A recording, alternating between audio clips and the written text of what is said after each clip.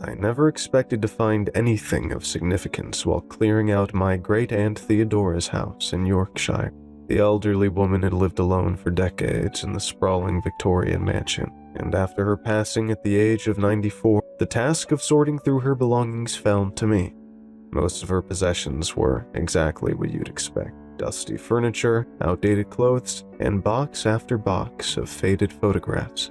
But in the attic, buried beneath a stack of moldering blankets, I found something extraordinary: a leather-bound journal, its pages yellow with age. The cover was unmarked save for a single name written in flowing script: Aldrich Blackwood, 1665.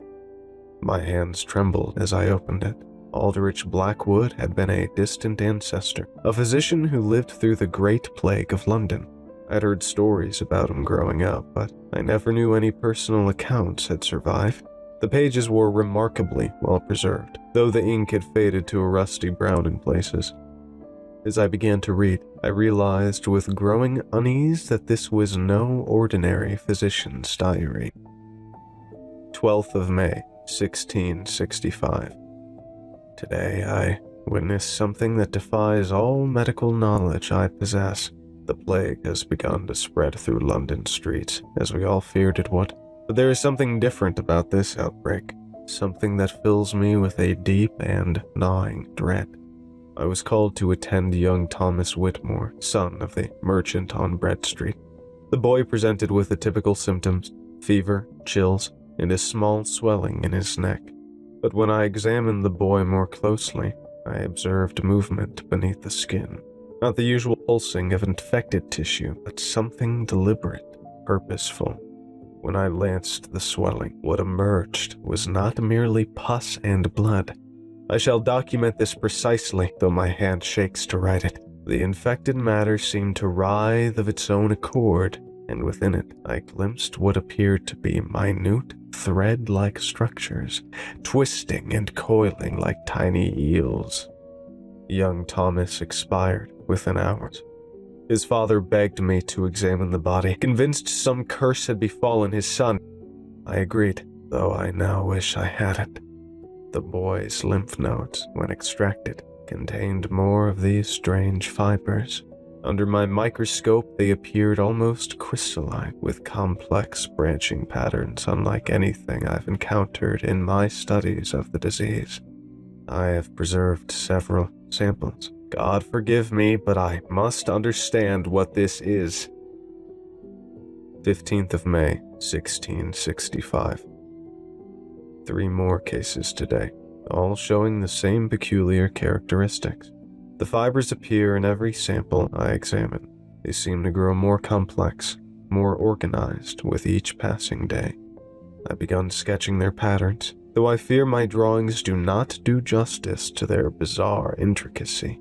My colleague Dr. Edmund Halsey believes I'm allowing fear and exhaustion to cloud my judgment. He claims I'm seeing patterns where none exist, that these are merely the typical signs of bubonic plague. But he hasn't observed them under the microscope as I have. He hasn't seen them move. I must document something else, though I hesitate to commit it to paper. The infected seem to share a common behavior in their final hours. They speak of visions, not the usual fevered hallucinations, but specific, consistent images. They describe vast networks of tunnels branching endlessly beneath the earth. They whisper about something moving through these passages, something ancient that has been waiting. I tell myself these are merely the ravings of dying minds, yet each patient describes the same scenes, down to the smallest detail. How can this be? 20th of May, 1665. I've made a terrible discovery. The samples I preserved, they've changed. The fibers have grown more numerous, forming intricate patterns that seem almost like writing in a language I cannot read. When I examine them, I feel a curious sensation, as if something is attempting to communicate through these bizarre structures. More disturbing still are the rats. London has always been plagued by them, but their behavior has become increasingly erratic. They gather in large groups, moving with an unnatural coordination. Yesterday, I observed a group of them in my laboratory, clustered around the cabinet where I keep my samples. They seemed to be listening for something. I've begun to experience strange dreams. I see the tunnels my patients described, endless passages that seem to pulse with their own heartbeat. Sometimes I hear whispers in languages that have never been spoken by human tongues. I tell myself this is merely the result of exhaustion and stress, but deep down, I know better. 25th of May, 1665. The infection rate is growing exponentially, but that is not what truly terrifies me. It's the patterns. They're everywhere now. In the spread of the disease through the city, in the way the rats move through the streets, in the very arrangement of the bodies we collect each morning. Everything follows the same branching structure I first observed in those tissue samples. I've started mapping these patterns, and what emerges is impossible to ignore. The disease isn't spreading randomly. It's creating something, building something, using us as its medium. Dr. Halsey visited again today. He seemed troubled by my research, especially my maps and drawings. He suggested I take some time to rest, mentioned that many physicians have been driven to madness by the horrors we witness, but his eyes lingered too long on my samples, and I noticed his hands trembling as he spoke. After he left, I discovered several of my samples were missing. 1st of June, 1665. I can no longer sleep. The dreams have become too intense, too real. In them, I walk through those endless tunnels, following the branching patterns that have become so familiar. But now I understand what they are. A root system, spreading through the very foundations of our city. And at the center of it all, something waits. Something that has been growing, feeding, preparing. The pattern of the infection, when mapped across London, creates a perfect replica of the structures I've observed in my samples. We are not dealing with a mere disease. We are dealing with something that thinks, that plans, that has been waiting in the earth since long before humans walked upon it. I've discovered references in ancient texts to similar outbreaks throughout history. The Black Death wasn't the first manifestation of this entity, and has emerged again and again, each time growing more complex, more organized, learning from each attempt. Today I visited the Whitmores again. The entire family is now infected, but they're not dying. They're changing. The fibrous growths have spread throughout their bodies, visible beneath their skin like dark rivers. They speak in unison now, describing the same visions I see in my dreams.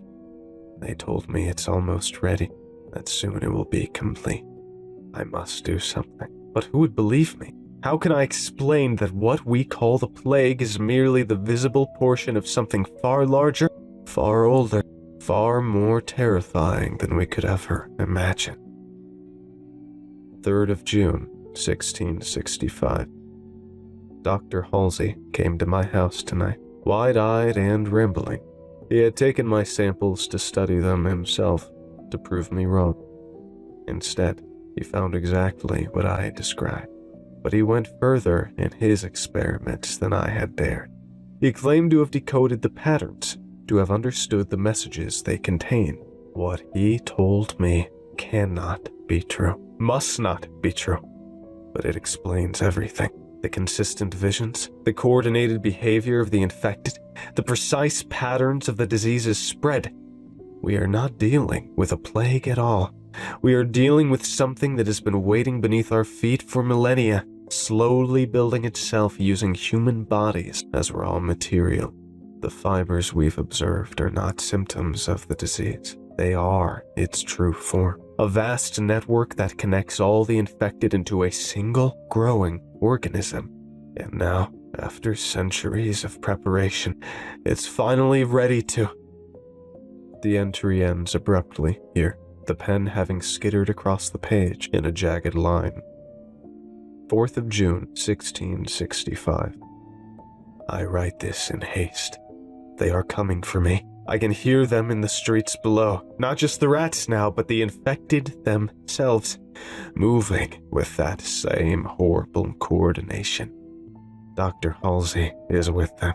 I saw him through my window, his skin rippling with those familiar patterns. I've hidden my research as best I can. This journal will go to my sister in Yorkshire, along with instructions that it should be preserved but never read. Some knowledge is too dangerous. The patterns are complete.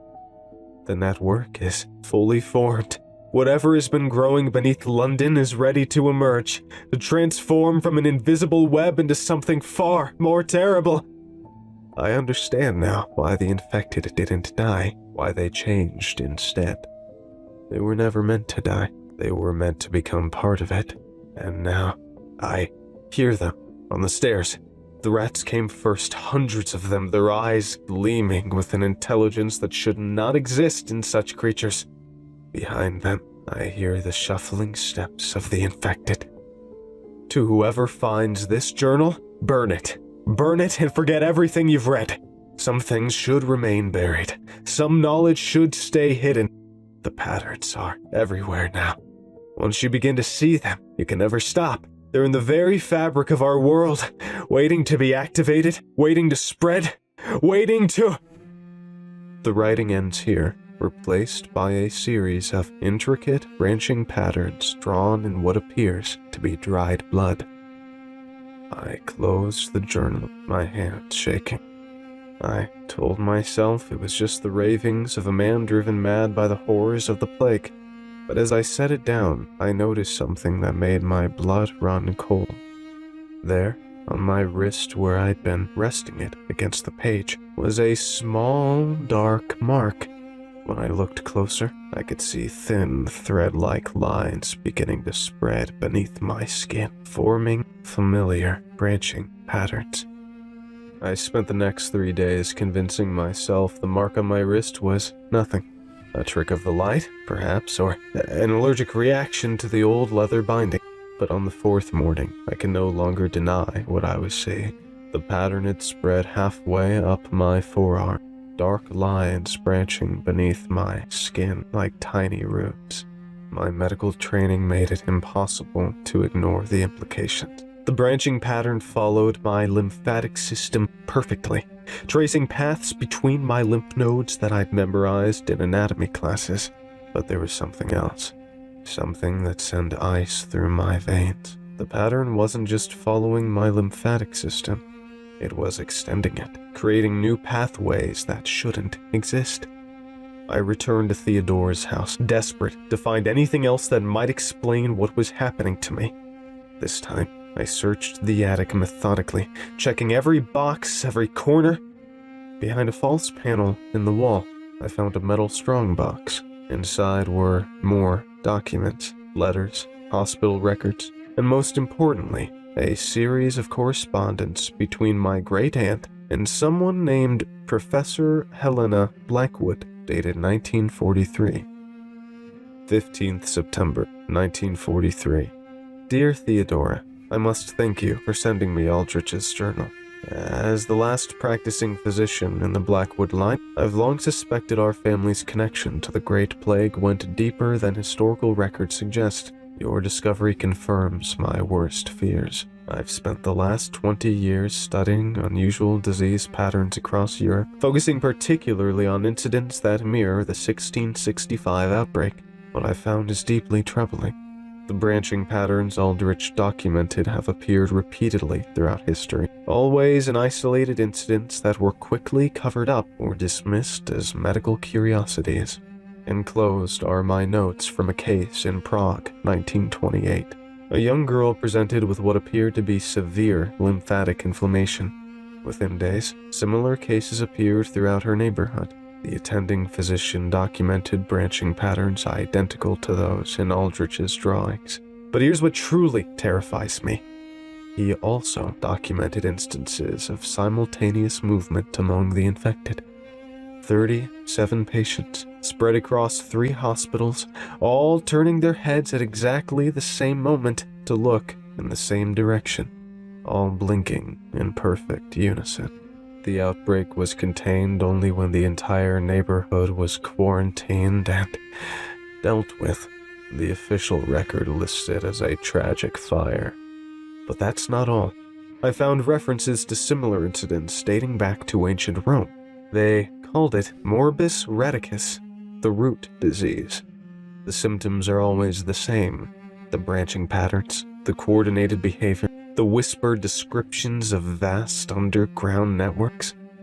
I believe what Aldrich encountered wasn't an isolated incident. It was merely one emergence of something that has been with us throughout human history. Something that uses disease as a mechanism for, I hesitate to use the word, but I can think of no other that fits, colonization. Your loving cousin, Helena. There were more letters, but what caught my eye was a folder of medical photographs paper-clipped to the next page. They were from various time periods, starting with grainy images from the 1920s and progressing to clearer, more recent shots. Each showed the same thing, patients with distinctive branching patterns visible beneath their skin. The most recent photos were from a small outbreak in northern England in 1981. The patterns were identical to what was now spreading up my arm, but it was the last item in the box that truly shook me. A modern medical report dated just 3 years ago from a laboratory in London. Confidential Project Root analysis of tissue samples recovered from 1665 preservation. Reference Blackwood collection. DNA sequencing has revealed anomalous structures within preserved lymphatic tissue. Branching filaments appear to be composed of previously unknown organic material with several impossible characteristics. 1. Samples remain metabolically active despite 350 plus years of preservation. 2. Filaments demonstrate ability to spontaneously organize into complex patterns. 3. When placed in proximity, separate samples display synchronous behavior. 4. Electronic microscopy reveals structures resembling neural networks. 5. Samples emit low-frequency electromagnetic pulses at regular intervals. Note: after 72 hours of observation, samples showed signs of renewed growth. All testing suspended by order of department chair. Samples sealed in containment unit pending review. Update: containment unit compromised. Nature of compromise unknown. Samples missing. Investigation ongoing. Final note: project terminated. All records to be sealed. My hands were shaking so badly I could barely read the last page. A handwritten note from my great-aunt Theodora. To whoever finds this, I am the last of the Blackwood line to serve as guardian of these records. Our family has carried this burden since 1665, watching, waiting, documenting each recurrence. We thought we could contain it by keeping the knowledge limited to our bloodline. We were wrong. 3 years ago, something changed. The patterns began appearing again, but different this time. More advanced. The laboratory breach was no accident. It's growing, evolving. The network is rebuilding itself using our modern understanding of genetics and neural networks to create something far more sophisticated than what Aldrich encountered. If you're reading this, you've likely already seen the signs. The marks will have started small, a branching pattern that follows your lymphatic system. Soon you'll begin to notice other changes, moments of lost time, dreams of tunnels and roots, the sensation of being connected to something vast and patient and hungry. There's so much more you need to know about the ancient texts Helena found, about what really happened in Prague, about the true purpose of the patterns, but most importantly, about how they can be stopped. I've hidden that information separately. You'll find it when you're ready. When the patterns have spread enough for you to understand what you're truly dealing with. Look for the box marked with the root pattern, but be careful. Others will be looking for it too. Others who are already part of the network. Theodora. I set down the papers and rolled up my sleeve. The patterns now reached my shoulder, and as I watched, I could swear I saw them pulse ever so slightly in rhythm with my heartbeat. But something else had changed too. Where before the marks had been random, now they seemed to form distinct shapes, letters almost, and I could read them.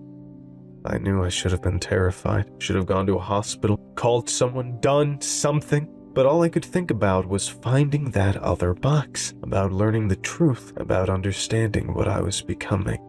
Because somewhere, deep in my mind, in a place I hadn't even known existed until the patterns reached it, I could feel them, all of them. Everyone who had ever been touched by the root patterns, everyone who was part of the network, and they could feel me too. They were waiting for me to understand, to accept, to join. But first, I needed to find that box. Finding the second box was both easier and more disturbing than I'd anticipated. My body simply knew where to look. As I moved through Theodora's house, the patterns under my skin would pulse stronger or weaker, like some grotesque game of hot and cold. They led me to the cellar, to a section of wall that looked identical to all the others, but I could feel it calling to me. Breaking through the plaster revealed a metal box, smaller than the first, marked with branching lines that perfectly matched the ones now covering most of my torso. Inside was a leather folder containing what appeared to be research notes, medical diagrams, and something that made my blood run cold. A series of brain tissue slides dated 1928, labeled Prague specimens. But it was the modern-looking USB drive taped to the inside cover that caught my attention. Theodora had prepared for whoever would find this. My hands trembled as I plugged it into my laptop. The first file was a video recording. Theodora's face appeared on screen, looking gaunt and tired. The timestamp showed it was recorded just 2 weeks before her death. If you're watching this, then the patterns have already started spreading across your skin. Don't bother trying to remove them. Surgery, burning, even amputation. The Blackwood medical records document every attempted treatment over centuries. The patterns simply regrow, following the same paths, always rebuilding the network. What I'm about to share with you is the culmination of our family's research, combined with modern medical analysis. Helena was close to understanding it, but she died before making the final connections. I've spent my life completing her work.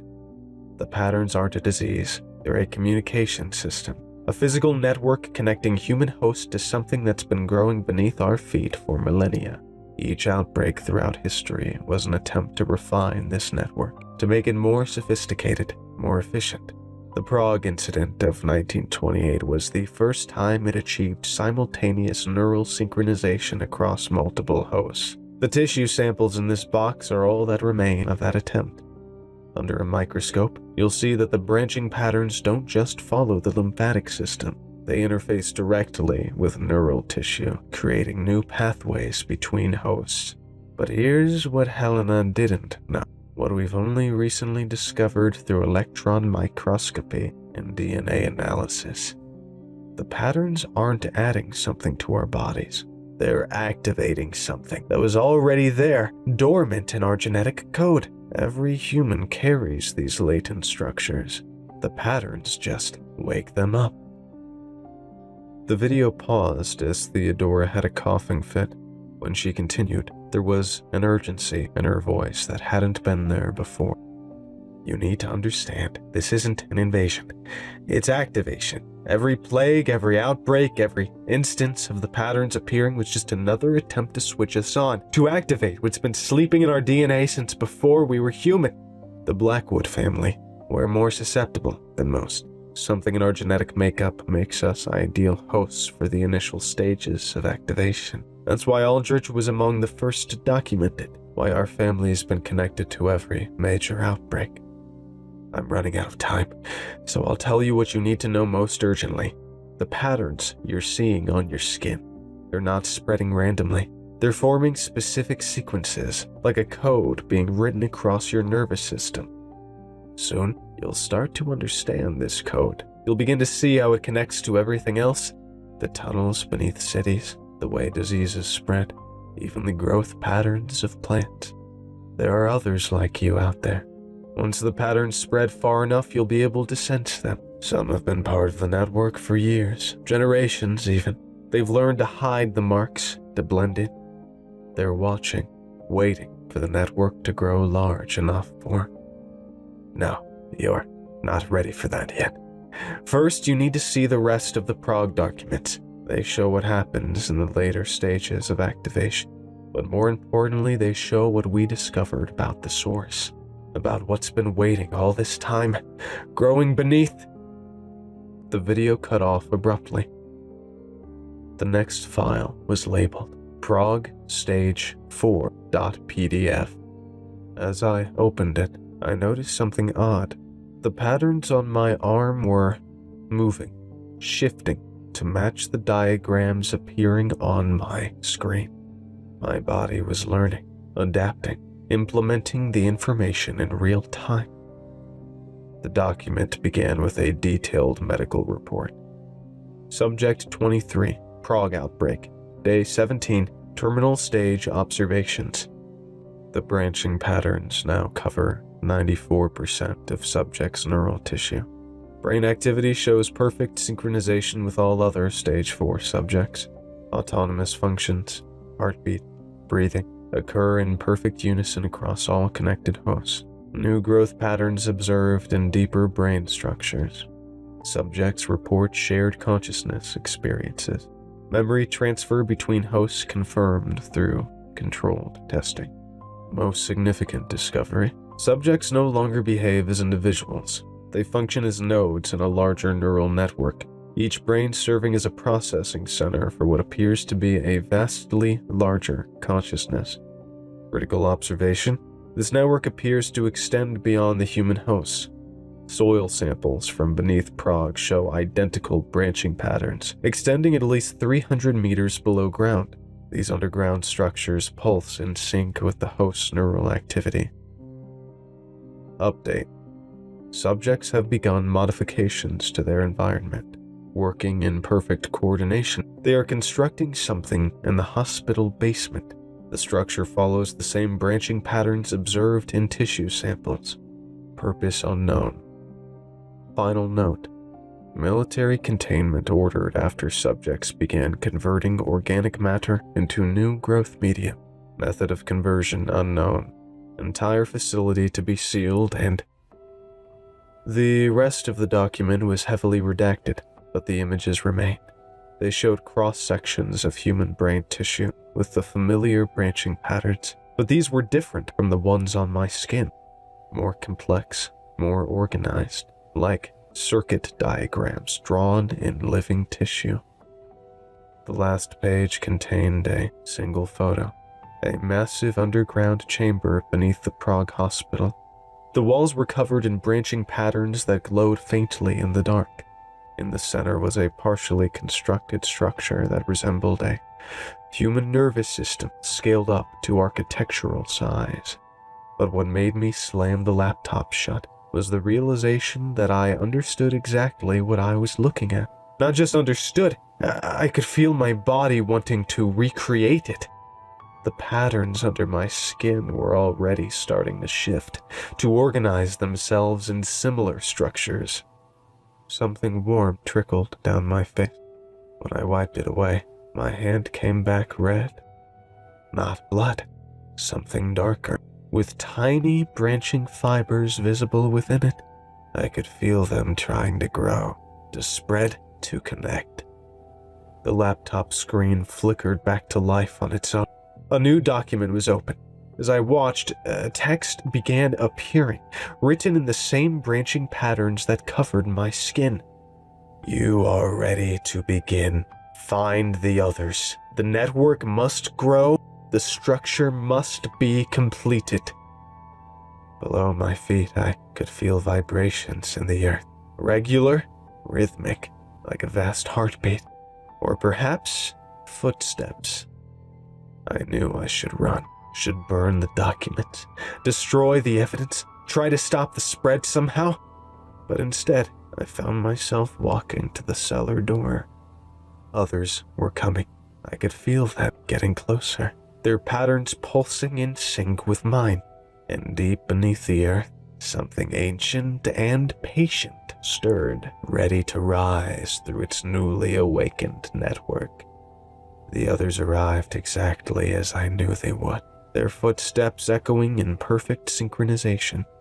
Above me, I could feel their patterns resonating with mine, 5 distinct nodes in the growing network. As they descended the cellar stairs, I saw that they appeared completely normal, wearing ordinary clothes, looking like anyone you might pass on the street. Only I could see the faint lines beneath their skin, pulsing in rhythm with my own. "Welcome, brother," said a woman who introduced herself as Dr. Sarah Chen. "We've been waiting for another Blackwood to join us. Your family always produces the strongest connections." I found myself answering in words that weren't entirely my own. "The network requires a Blackwood to complete the next phase." "Yes," she smiled. "Just as it did in Prague, just as it will again." But something wasn't right. As they moved closer, I noticed inconsistencies in their patterns. The branching structure beneath their skin weren't quite synchronized, showing subtle variation that shouldn't have been possible in a truly connected network. My medical training kicked in, and I began to analyze what I was seeing with clinical detachment. "You're not part of the network," I said suddenly. "Not really. Your patterns there, artificial." Dr. Chen's smile faltered. "Clever, just like Theodora. She figured it out too, you know. Why do you think she had to be eliminated?" The truth hit me like a physical blow. "You killed her. You're not connected to the network. You're trying to control it." "For decades, we've been trying to understand this phenomenon," another member of the group explained. "We've attempted to artificially recreate the patterns to tap into the network, but it never works properly without a true carrier, a Blackwood. Your family's genetic makeup is the key to interfacing with a deeper structure." The Prague incident wasn't a natural emergence, I realized. It was an experiment. You tried to force an activation. "An experiment that you're going to help us complete," Dr. Chen said. "Your connection to the network is genuine. With you, we can finally establish control over the entire system." They moved to grab me, but at that moment something extraordinary happened. The patterns across my skin began to pulse with brilliant clarity. Information flooded my mind, not from them, but from something far older and vast. I finally understood what Aldrich had discovered, what Theodora had protected, what Helena had died trying to prevent. The network wasn't meant to be controlled. It was meant to protect us. "You don't understand what you're dealing with," I said, backing away. "The patterns, the network, they're not a disease or a tool. They're an immune system, a defense mechanism encoded into our DNA millions of years ago, designed to activate when needed." "Defense against what?" Dr. Chen demanded. Deep beneath our feet, something shifted. The vibrations I'd felt earlier grew stronger. "Against them," I whispered. The cellar floor cracked. Through the fissures, we could see deeper channels lined with fossilized patterns, ancient neural pathways that had laid dormant for millennia. But between these patterns were other structures, alien geometries, invasive growth patterns that bore no relation to terrestrial biology. "There's another network," I explained, the knowledge flowing through me from countless connected hosts across history, one that's been trying to establish itself since before humans existed. Every few centuries, it makes another attempt to take root, to spread through Earth's biosphere. The pattern we carry are our planet's natural defense, a way to detect and fight the invasion at a cellular level." "That's impossible," one of them breathed. The Black Death, the Prague incident, every major outbreak, they weren't random. They were responses to attempted incursions. The network activates when it detects the other trying to emerge. Every plague was actually an immune response. The ground shook more violently. Through the widening cracks, we could see something moving in the depths. Something with its own branching patterns, but raw, twisted and malformed, like a cancer of reality itself.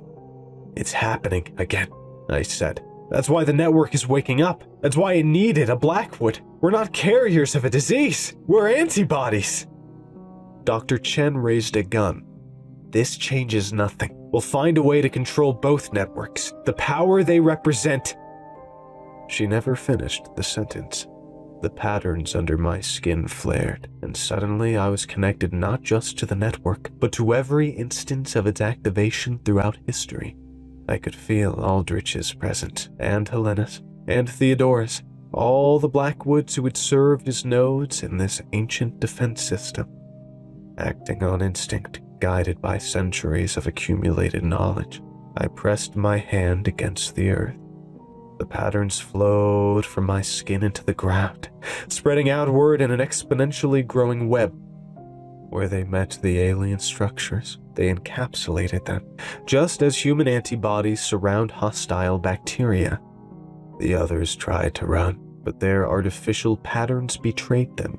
The network recognized them as compromised cells and responded accordingly. I watched in horror as their pseudo-patterns dissolved, taking their cellular structure with them. They collapsed into organic slurry, their bodies converting themselves into raw material for the network's growth. Over the next few hours, I felt the network expand beneath London, seeking out and neutralizing pockets of the alien pattern. Through my connection, I could sense similar responses activating worldwide, as humanity's ancient defense system came fully online. 3 days later, the incursion was contained. The network began to go dormant again, but I knew it would never fully sleep. It needs active nodes to maintain its vigilance, watchers to monitor for signs of the next attempted invasion. That's why I'm writing this account, not as a warning, but as a training manual for others who might find themselves becoming part of the network. If you notice branching patterns spreading across your skin, don't fight it. Don't try to control it. Understand that you're part of something ancient and necessary, an immune system that spans continents and centuries. The patterns aren't a disease. They're an activation, a call to arms in a war most of humanity never notices, a war we've been fighting since before we were human. I still serve as an active node. The patterns are barely visible now. They only show themselves when needed. I monitor the network, watching the signs of new incursions. Sometimes I dream of the deep places, of alien geometries trying to take root in our reality. But I also feel the presence of other watchers, other nodes in humanity's immune system, standing ready to respond. We are the Earth's antibodies, and we are always watching. Final note found paperclipped to the account. To the next node who reads this, Dr. Chen's organization wasn't completely eliminated. They're still out there, still trying to artificially recreate the patterns. If you're reading this, they've probably already noticed you. Be careful. Watch for people with almost perfect patterns.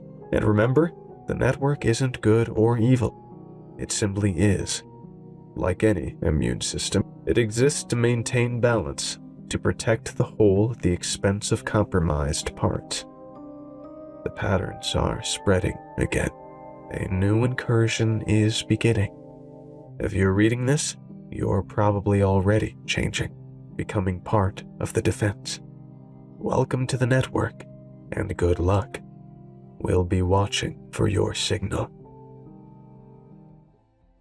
I was a folklore researcher until one interview forced me to abandon academia forever. By Ab Kane 667. I was an academic working in the field of folk legends. The interview I conducted in the 1950s forced me to abandon academia forever. The clouds and mist enveloped the countryside in a layer of grayness. The late autumn bareness of the trees and the meadows made the place look ever so ominous. When my taxi arrived in the small town, the streets were empty. Every window was fitted with steel bars. The tavern I was to be accompanied at was empty too.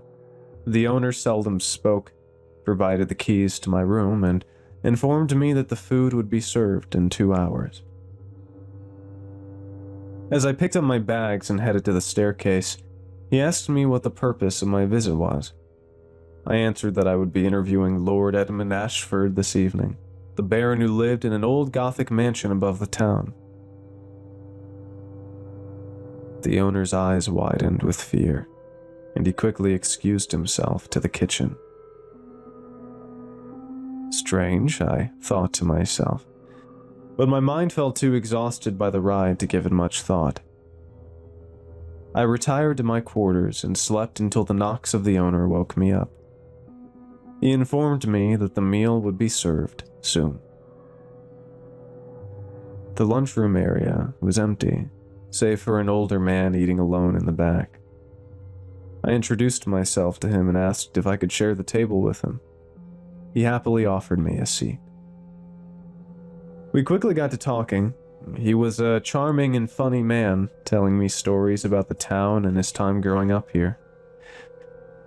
He asked about the purpose of my visit. When I informed him that I would be interviewing Lord Edmund Ashford later this evening, he almost choked on his food. "Mr. Herring, I've seen what they've done to this town before. Every year in late autumn, people lock up their houses and put bars on their windows. The streets are devoid of people. You barely see a soul out. The ones who don't manage to barricade in time disappear. Only a few ever came back, their bodies pale. Not sickly, just pale. They hold their hands on their chest, babbling something about the heart.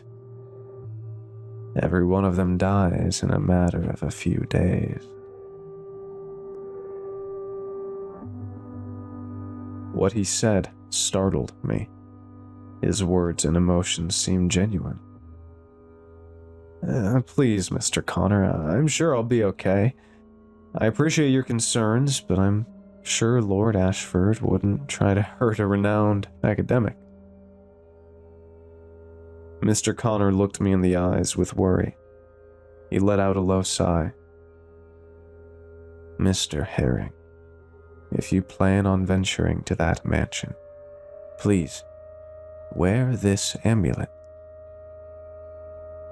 He took off a necklace that had a beautiful bright stone and handed it to me. Thank you, Mr. Connor. I greatly appreciate it." I put the necklace in my pocket. "No, Mr. Herring!" Mr. Connor almost screamed out. "Sorry, I apologize. Please put it on immediately and hide it under your shirt." He walked around and put the necklace around my neck and stuffed it under my shirt. "I have to go now, Mr. Herring. It was a pleasure meeting you. Please, be careful up there." Mr. Connor then briskly walked out of the tavern, his meal still half-eaten on the table. I was used to people being superstitious, but this one startled me. I tried to shake off Mr. Connor's words while I finished my meal, but the necklace dug into my neck. I was about to take it off when the tavern owner informed me that Lord Ashford's car was waiting outside. He had the same look of worry as he had before. I quickly rushed into my room to get my notes and walked outside. The car was a dark, blacked-out limousine. Upon entering, I tried to greet the driver, but he didn't say a word, put the car in first gear, and drove off. The way to the mansion was a steep switchback road with high drop-offs on each side. The man drove erratically, forcing me to grip the seat in fear. By the time I exited the vehicle, I had forgotten about my conversation with Mr. Connor. Lord Ashford greeted me on the steps of his mansion. He was a tall man with long dark hair and pale white skin. I was unsure if the man was in his early 30s or late 70s. His house was beautiful. It was a large structure painted black with small arched windows on the front facade. "Pleasure to meet you, Mr. Herring." He came down and shook my hand. His grip was strong, and he looked deep into my eyes. He led me into his study, and on the way, he spoke of his many achievements, the fencing records in his youth, the business decisions that helped quintuple his family's wealth, and all the charitable donations he made to the nearby town. "You know, Mr. Herring, you can do so much for the masses, but they will still fear you and accuse you of irrational wrongdoings. They say we drink their blood." He paused. "How irrational. The heart is the... From what I understand, this is one of the reasons for your lengthy travels, to collect my family's history and the local legends about it, if I'm not mistaken." "Yes, Lord Ashford, that's correct." "Well, let me start by explaining how the legends were born. In the early 1700s, there had been 2 years of mass disappearances, or so the records claim. People in the town were getting desperate, looking for answers. The town's preacher, Mr. Connor, accused my family of being the perpetrators. After one of the blacksmith's daughters disappeared too, the people grew restless and walked up to our old mansion to set it ablaze. My family barely escaped that day. It was only my grandfather who decided to return." He pointed to a painting on a wall. The man bore a near-perfect resemblance to Lord Edmund Ashford. "He built the beautiful mansion you're sitting in right now and hired a local militia to fight off any attempts on our lives.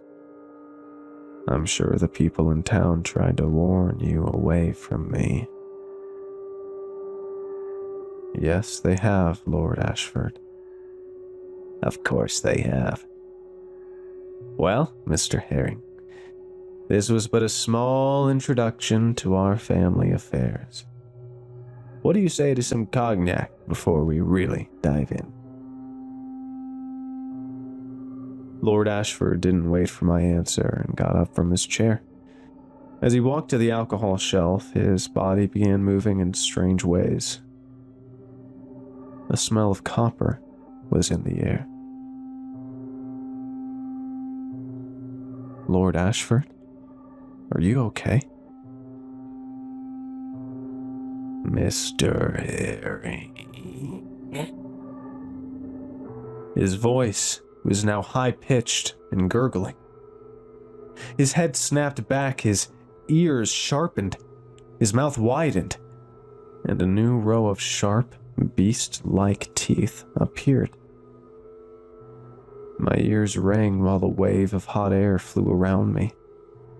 The skin on his head turned gray, and his clothing ripped to reveal a muscular, gray body. His eyes were dark yellow with bright red pupils. He let out a loud screech, knocked me to the ground, and mounted me. I tried to fight him off, but he was too strong. His hand punched my face. I saw stars in front of my eyes, nearly losing consciousness. Lord Ashford then tore into my clothing until only my shirt was left. He stopped for a moment, listening. His pupils dilated to the sound of my heart. He tore through the shirt, but immediately let out a blood-curdling scream. The necklace from Mr. Connor now shone in a bright white light. He covered his eyes and tried to rip it off my neck, but the light was getting brighter. Lord Ashford got up and walked a few steps back. "I curse you," he screamed. He fell to his knees and held onto his head. Then his body slowly began to disappear, turning into small dust particles. It started at his hand, then his head, then the torso, until there was nothing left of him. The window slowly opened. A cold breeze came from the outside. The mansion was silent. My hands shook so badly, I couldn't stand. At first I couldn't get up, but then I heard faint footsteps somewhere in the mansion. "Edmund," someone called in the hallway with the same high-pitched gurgling voice.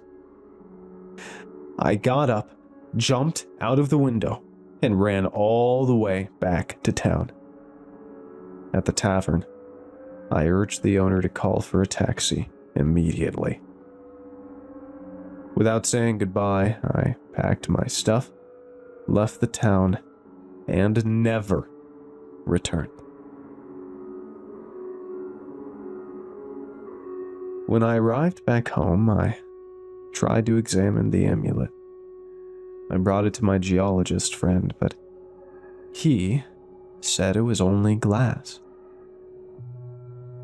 I tried to reach out to Mr. Connor, but the tavern said that no one with that name lives in that town. Soon after, I had to quit my job at the university. After what I witnessed, I couldn't continue. Each night, I was haunted by visions of Lord Ashford. I never told this story before, out of fear. But I think the Ashfords are on my tail. A few days ago, I received a letter with their family's signature at the bottom. It was in an old Roman language I was unable to decipher. Only one word was written in plain English. Hungry.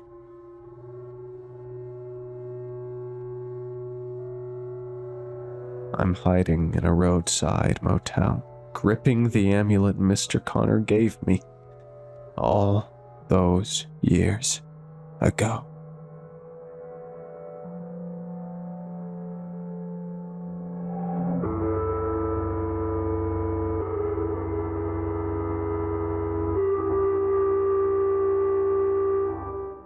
There Are Ghosts in the Woods by Equivalent Part 6608. I don't know if you'll ever see this, but here it is. The fire had grown, roaring away. The logs and branches we had tossed inside were snapping and popping as the fire consumed them. Its warmth kept the cold at bay, melting the matted down snow around the fire pit. "How long do we have to wait again?" I asked, watching my hot dog roll in a slow circle on a wiener stick. My friend rolled his eyes from across the fire. "1 in the morning, dude, I told you already." He took a swig from his beer bottle. Most other college students spent their time partying and trying to get girls' numbers, but not us. We were going to find a ghost, apparently. "Why? You getting tired already?" he asked. I was, but he wasn't getting that satisfaction from me. "No, but I am getting bored. Is this all we have to do?" I asked. This was the lamest ghost ritual I had ever heard of. No drawing sigils or anything. You just had to sit around in the fucking boonies with your weenie stick. My friend sighed, giving a dejected look towards the fire. "Yes, she needs to see our flame. It'll be like a beacon to her. She's lost out there, somewhere," he muttered. Our professor had put the idea into his head, and now he wouldn't let it go. He had begged me to come with him. I liked to pretend I had better things to do, but it would surely spice up what would have been another weekend of smoking dope and stinking up the dorm. Now I could at least do it outside. "Then what?" I asked. "Do we talk to her?" My friend sighed, shaking his head. "We take her picture, and then we get rich from it," he said matter-of-factly. I laughed. "That's it? We can't talk to her or anything? Ask her about the afterlife? Or something?" I waved a hand around the makeshift campsite. "You didn't even bring a Ouija board or anything?" Ted shook his head. "I wasn't going to bring a Ouija board, dude. Bad mojo. We could get a demon to come through or something." I laughed again. "What kind of ghost hunter are you?" "The kind that's going to get super rich. I might even let you have some of the profits." I snorted, digging into my pocket. I only had 2 joints left and would have smoked both of them myself, but today I was feeling generous. "Here," I said, tossing it over. "How did she die again? Drowning?" Ted nodded, catching the joint as I lit mine. "There's that creek that runs through here. She was super crazy back in the day, apparently. A fucking serial killer. It was the only thing I'd ever paid attention to in the old codgers class. The lady had been a settler back in the day, living in the very woods we were in. Her husband had been a trapper, selling furs for hats. The wife was a recluse, rarely showing her face to the small town Fernsworth had been. This hadn't done anything for her reputation, and people had started referring to her as what is now a proper bitch. Despite this, the husband was a kind man, and they lived happily for a time. Then, one particularly brutal winter had brought mountains of snow with it. The couple had been trapped deep in the woods in their squat cabin. This had broken the woman's mind. When the snow finally melted, some townspeople had made their way to the cabin. They had found the woman, dressed in her husband's clothes. The skin of his face had been turned into a mask, and she wore it, her eyes wild beneath it. The townspeople had tried to run, but in their panic failed to notice the traps left behind. One man had been caught in a bear trap, his legs severed in 2. The other man had run into a snare trap, not designed for rabbits, but for people. He had struggled and flailed as he watched the woman approach him with a bloody hatchet. When the men had never come back, more townspeople went in their wake. They had found a grisly scene. The woman, being broken by cabin fever, had been eating the men, their limbs laying scattered on the forest floor. Upon being found, she let out a banshee-like scream and fled into the trees before plunging into a nearby stream that had swallowed her whole. They hadn't looked for the body. Now the legend claimed if you sat around a campfire in the woods, you could see her or hear her. The last of the details fizzled in my mind as I puffed away on my joint, the haze fogging my mind. Ted looked at his phone, the bright screen making his eyes squint. 15 more minutes, then it happens. I could hear the anticipation in his voice. 15 minutes passed, and nothing happened. My eyes kept trying to close, and my joint had burned down to its end. "All right, man, we tried. Can we go now?" I asked. Ted sighed. "We got lied to, man. I feel like a fish right now." I waved my hand, not bothering to say I told you so. Instead, I kicked snow into the fire. We were walking away when Ted turned suddenly. "What?" I asked him. He stood still, hands at his sides. I felt my heart beat faster, the blood beating away the sludge of the weed. "The fuck's the matter with you?" I tugged on his arm, but he shook me off. "Sounds so beautiful," he muttered. He was fucking with me, desperate to make something of the night. I turned around and started walking away, expecting him to yell boo or something behind me.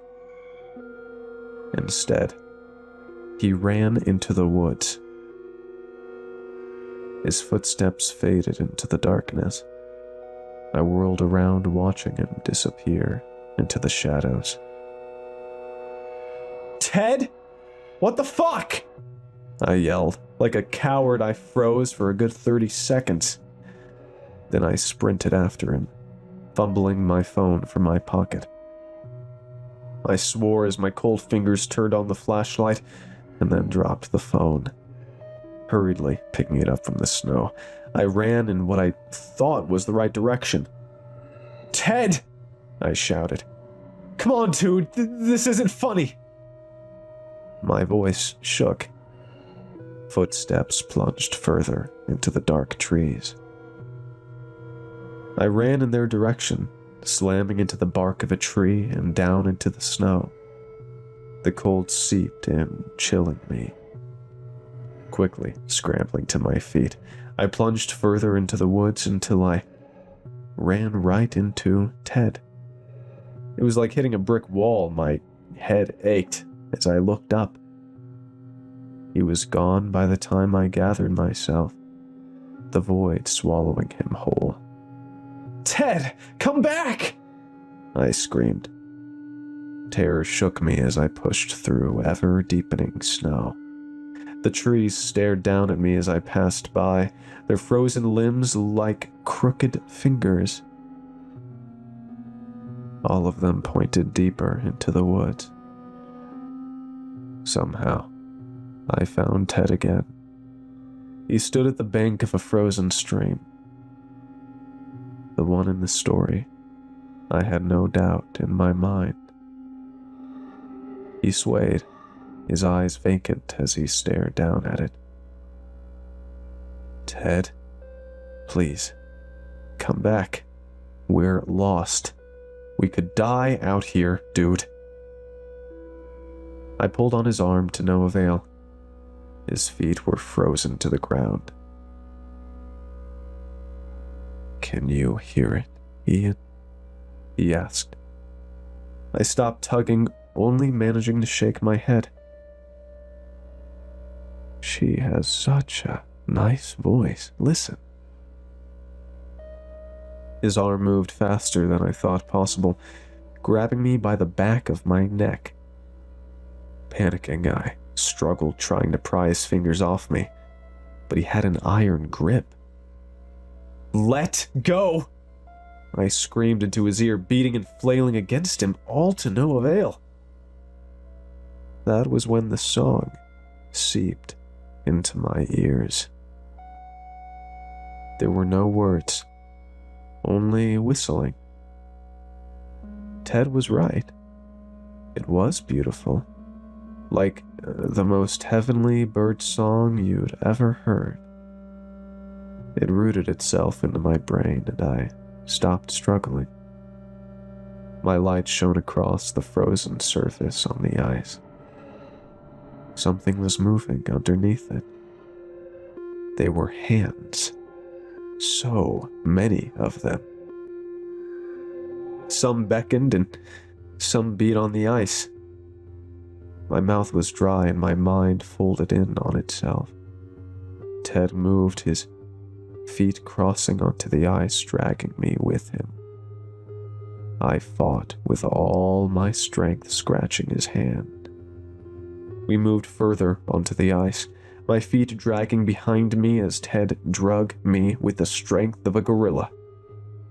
The song grew in volume, growing all the more heavenly as we approached the hands moving in frenzy, knocking against the ice. Something cracked.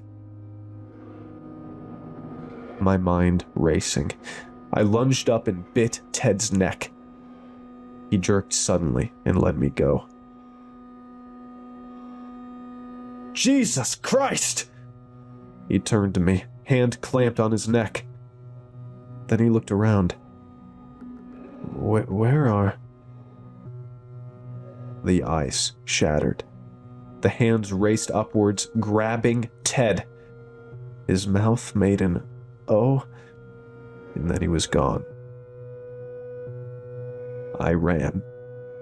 Somehow, some way, making my way back through the woods back to my car. It wasn't until I had gotten back into town that I stopped. Tears made my eyes red and my hands shook. Ted's face was burned into my mind. There 1 second, gone the next. The song still plays in my head. The police questioned me to no end. I didn't tell them about the hands. They would have never believed me. Instead, I lied. Told them he ran into the woods. I tried to stop him. Then he drowned. His death was ruled a suicide. His parents' glare told me who they blamed. That was almost 4 months ago now. Even as I sit alone in my room, I hear the whistling. It follows me everywhere. Nothing about the story said anything about whistling, and nobody said anything about how many people went missing in those woods. I don't know what telling this will accomplish, but I'm going back out there. The whistling is calling me, and I can't resist it.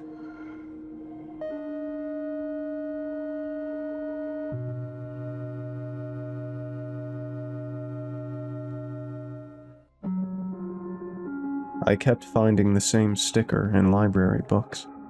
The reason was horrifying. By Twisted Urban Tale.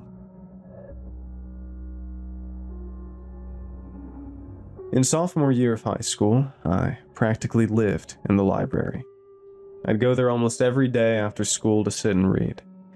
Then I'd borrow a stack of books, mostly history, and finish them at home before they were due back. It was routine at that point. That's why I noticed it straight away. I opened a book I'd borrowed about medieval Europe, and I saw a small white sticker stuck firmly to one of the pages. I leaned in and took a closer look. The sticker was a prescription bottle label. The edges were worn, and it had been pieced together in two halves. One side was faded to a thin film, and had been peeled off and reapplied, but I could still read the text. At the top was the name of the pharmacy and a date, and below that were some details. Theodore Hargreaves. An address below that. Lisinopril, 10 milligrams. Take 1 tablet by mouth every day. I didn't recognize the medication, but I recognized the name. It was Mr. Hargreaves, my history teacher. I saw teachers and students from my school regularly at this library, so I didn't think much of it at the time, but I still stared at it for a second longer than I probably should have. Then I figured it was a mistake and left it there. He must have been using it as a bookmark and forgotten. I didn't want to peel it off and risk tearing the page. The second time, it caught my attention immediately. Different history book, another label. Same name, address, and medication. This time it was stuck deeper into the book on one of the middle pages. I flipped back a few pages, then forward. Nothing else. Just that one sticker. I remember thinking it was a strange thing to use as a bookmark. By the 4th or 5th time, it stopped feeling like a coincidence. Always the same sticker with his name, stuck on a random page. I went to the library one morning to return a book, well before I normally go after school, and saw him there. He was exactly the same as he was in class, friendly and relaxed. "Good to see you reading," he said with a smile. I greeted him and we made some small talk. I almost mentioned seeing the labels, but then I stopped myself. Something made me feel like I wasn't supposed to. At the end of our conversation, I just smiled and left. A few afternoons later, I was back in the library. I went to the history section and plucked a book off the shelf, flipping it open without thinking. Sure enough, there it was again. Mr. Hargreaves' prescription label, pressed flat on one of the pages. Just then, a voice snapped me out of my trance. "Hey, how's it going?" I looked up. My friend Matt was standing in front of me, hands in his pockets. Matt didn't come here often. He lived further out on the edge of town. "I didn't know you even knew where the library was," I remarked. "Ha ha, very funny. I was nearby." We talked for a bit, and then I held the book up slightly. "Look at this. I keep finding Mr. Hargreaves stickers in these books." He stepped closer and scanned the text. "A messenger asked for help from nearby towns." I tapped on the label below it, pressed flat against the page. Matt leaned in and squinted as he read the details on the faded sticker. "Huh. He lives a few streets away from me. Who knew?" "Why would he be putting these in library books?" I asked. Matt shrugged. "I mean, probably just uses whatever's lying around as a bookmark." "That's what I thought the first time," I said.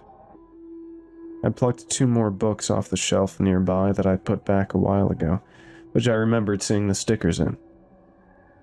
He keeps putting them in books. I reached for a book about wars. Took a moment to find the label, but I knew roughly where it was. Many families were trapped as supplies began to run out. I ran my finger across the label below it. Then I put it back on the shelf and opened the 3rd book. A few managed to escape, though most were. Underneath was the label again and a chapter about the famine. He glanced at it, then back at me, looking mildly amused. "Maybe he's just weird?" After Matt left that afternoon, I sat at a table with the books I'd taken from the shelf laid out in front of me. I frowned, then shook it off and closed the books, carrying them back to the shelf. A few months passed. I still saw the labels and books every now and then, but I stopped paying them much attention. I didn't think about them again until I was talking to Matt at school one afternoon, leaning against the lockers while people moved around us between classes. "You know those labels you were talking about?" He smirked slightly. "Yeah? I walk past that house all the time," he said. "Ever since I found out that's Hargreaves' address, I can't not notice it. Weird knowing a teacher lives that close to me." I shrugged. "Well, we have to live somewhere." Then a pause, as he glanced down the hallway. "I've heard stuff from inside a few times when I walked past." I raised an eyebrow. "What kind of stuff?" He frowned like he was trying to decide if it even sounded strange out loud. Like one night, I heard something scraping, I guess? And once I think I heard knocking or something, but like from the inside of his door. He made a small motion with his hand, tapping against the locker beside him. Then there was a brief silence between us. "Anyway," he added, straightening up. "Probably nothing." That afternoon at the library, I found myself thinking about the labels. I pulled out a few books from the history section and started looking for them. And as I found them again, one by one, I noticed something concerning for the first time. The line of text above each sticker. A messenger asked for help from nearby towns. Many families were trapped as supplies began to run out. A few managed to escape, though most were. I swallowed and looked in 2 more books. Efforts to seek help from neighboring regions. A group managed to escape, though some were. My heart started to race. I put the books down immediately and texted Matt. Hey, can you show me where Hargreaves' house is?" By the time we got there, it was just starting to get dark. The street was quiet, with a few distant figures occasionally walking past under the streetlights. Mr. Hargreaves' house sat halfway down the road, curtains drawn, no lights on. The same address shown on the prescription labels, stuck in the books. Matt slowed beside me, hands in his pockets as he glanced at it. "Looks the same as it always does," he shrugged. "What did you think you'd find?" I didn't respond. I couldn't stop staring at it. "We should probably go," he added with a sigh, "before he sees teenagers from his school just standing outside his house. That's going to be hard to explain." I nodded slowly. "Yeah, you're right." We turned and started walking back the way we came. We'd barely made it a few steps when Matt stopped. I almost walked into him. "What?" I asked. He didn't answer straight away, just tilted his head slightly, listening. Then I heard it too. A dull, hollow sound. Knock. Then again. Knock, knock. My heart started racing as Matt turned back toward the house. "That's it," he said quietly. "That's what I was talking about." We both stood there for a second, then walked back towards the house. The front porch creaked slightly as we stepped onto it. The sound came again louder now, from somewhere just beyond the front window.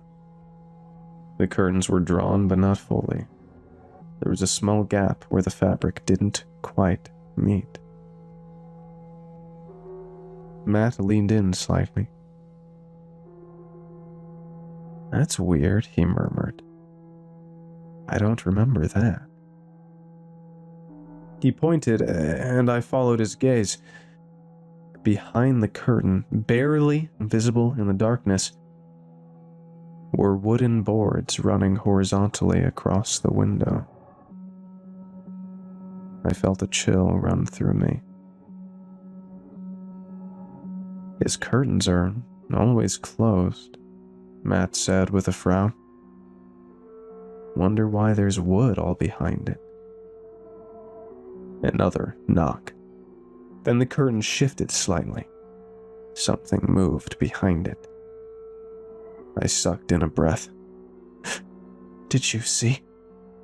"Yeah," Matt whispered. My hands were shaking as I pulled out my phone and turned on the torch, aiming it through the curtains. The light cut through the gap between the boards, and I opened wide, staring straight back at us. We screamed and stumbled backwards. Matt grabbed my arm. "What the hell?" The knocking stopped instantly. Silence. Then we heard footsteps from inside the house. We ran. Down the porch steps, onto the pavement, away from the house as fast as we could. We didn't stop until we were halfway down the street. My chest was tight, my breathing uneven as I fumbled for my phone. "Call them," Matt said. I told the police everything. The books, the labels, the sounds, the eye staring at us through the window.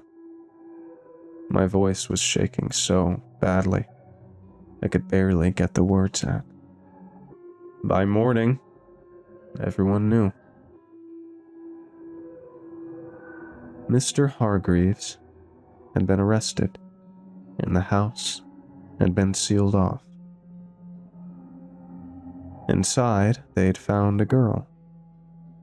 She was 14, only a few years younger than the both of us. She'd gone missing around 3 years ago, from a different state hundreds of miles away. Taken, transported, and kept hidden somewhere no one would think to look. A normal house on a quiet street. Locked away in his house for 3 years. She'd been peeling the prescription labels off empty medication bottles and boxes, whatever she could find in his bin with his address on it, without it being noticed. Pressing them carefully between the pages of books he brought home from the library and would eventually have to return. She couldn't write any messages. If he saw even a mark out of place, there was no telling what he would do. So she worked with what she had, looking through the words in the books and placing the labels with his address under specific words, underlining them with the stickers, hoping someone, anyone, would notice that she was trapped, needed help, and was unable to escape. It had been right there the whole time. I kept thinking about how many times I'd seen those labels and dismissed them as something harmless before putting them back on the shelf. If we hadn't gone there that day, she might have never left that house again.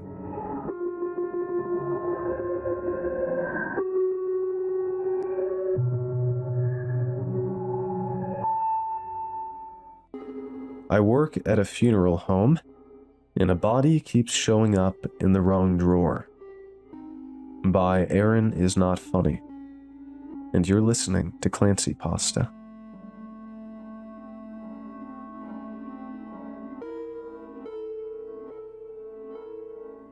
I've been keeping track of the strange things that happen at the funeral home. Mostly because I realized a few months into the job that if I didn't start writing them down, I would either forget the details or convince myself that none of it had actually happened. I told myself that this would help, that writing the occurrences down would make sense of them, or at least allow me to sleep at night, but the truth is that writing only seems to remind me of how little I actually understand this place. Last week, something happened that unsettled me more than anything I've experienced so far, and I know I need to share it before I lose track of the details. This one started last week with a body that was, in every possible way, completely ordinary. The body arrived late in the evening, unremarkable in every way. Normal age, ordinary cause of death, regular paperwork. Nothing about him stood out to me when we moved him onto the operating table, except for the way that his arm shifted slightly when we adjusted the sheet, which I told myself was just residual movement, the kind you read about in training but don't really expect to see. Martin didn't comment on it, so I didn't either. We tagged him, logged him, and placed him in the refrigeration unit like we always do. The same one we've used since I started here, sliding the drawer closed until the seal caught with that familiar, slightly hollow sound that echoes more than it should in a room that small. I remember checking the label twice before I left. Not because anything seemed wrong, but because I had gotten into the habit of double-checking things after what happened with Daniel Crow.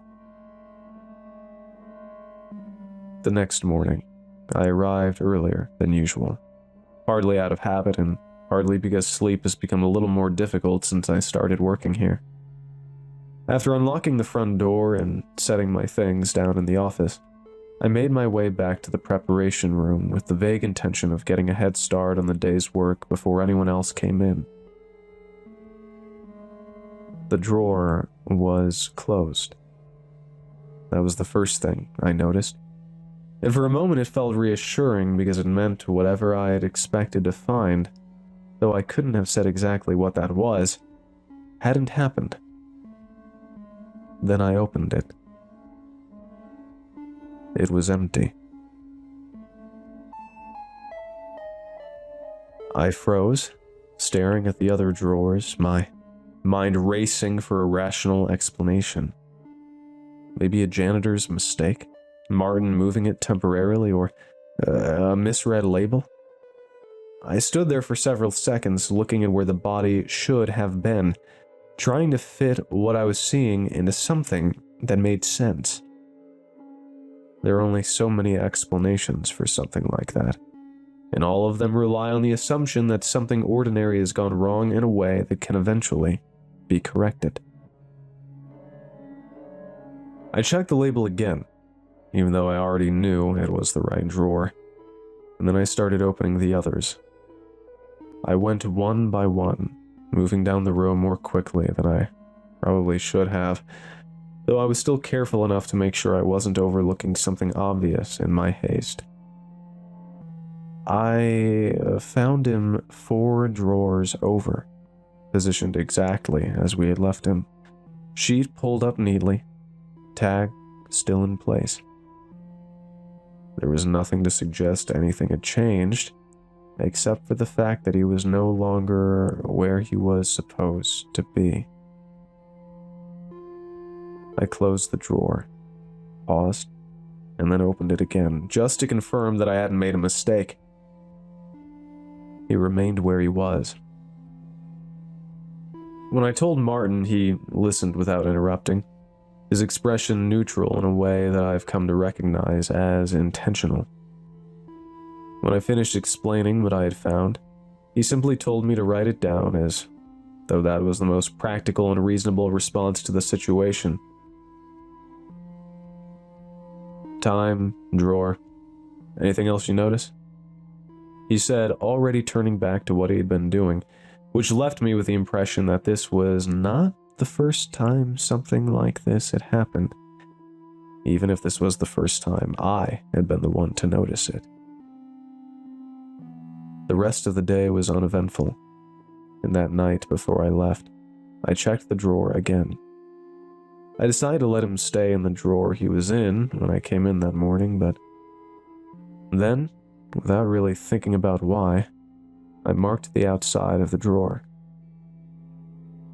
I pulled off a short piece of masking tape from the roll and stuck it over where the top of the drawer the body was, connected to the bottom edge of the drawer above it.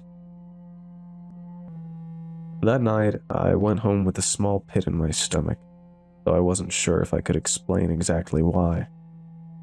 I knew that the body had freaked me out, but could I really convince myself, or anyone else, that the body had moved on its own during the night?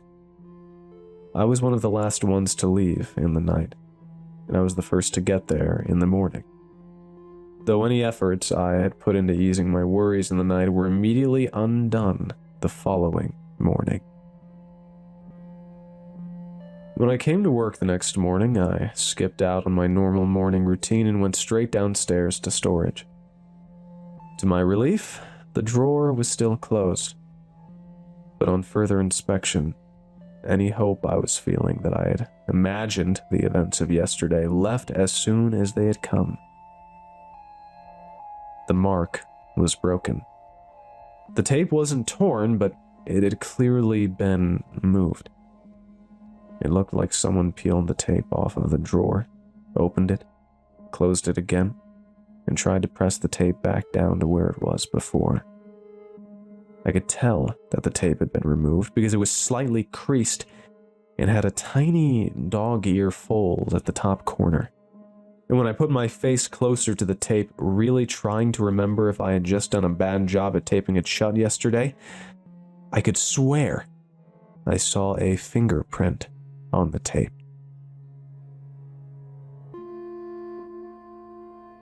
I remember feeling something settle in my chest at that point.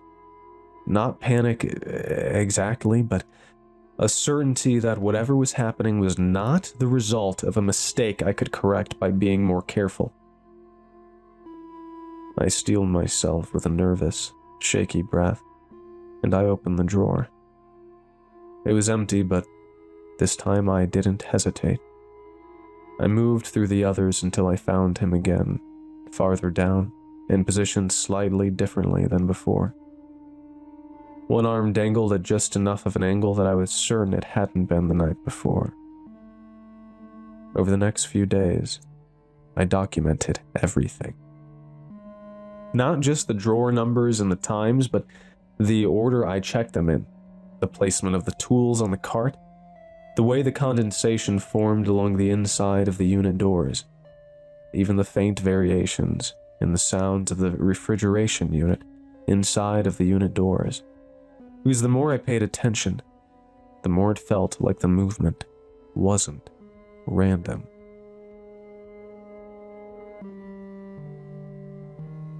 On the fourth night, I stayed late.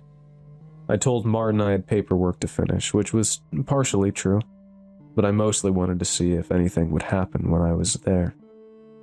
Up until this point, all of the changes had occurred overnight, in that stretch of time where no one was watching.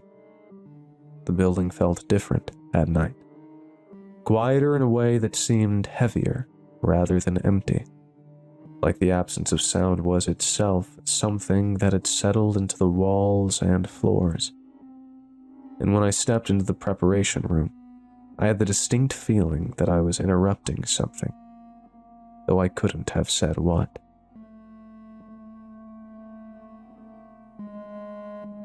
The drawer was closed when I approached it, the metal handle colder than usual beneath my fingers. For a moment, I found myself hesitating, aware that this no longer felt like a routine action, but something closer to a confirmation of what I already suspected I would find. When I finally pulled it open, he was there, positioned exactly where I left him. The sheet was still drawn neatly over him, the tag still in place, and nothing at all to suggest that anything had changed.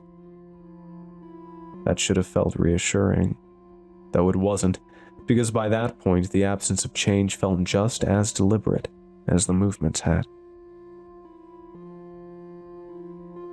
I stood there longer than I meant to, watching, listening, aware of the low, steady vibration of the unit beneath my hand, and the way the room seemed to hold its silence in a way that felt almost expectant, like it was waiting for something that hadn't happened yet. Eventually, I closed the drawer again, pressing it firmly until I felt the seal catch, and turned toward the door, already reaching for the light switch.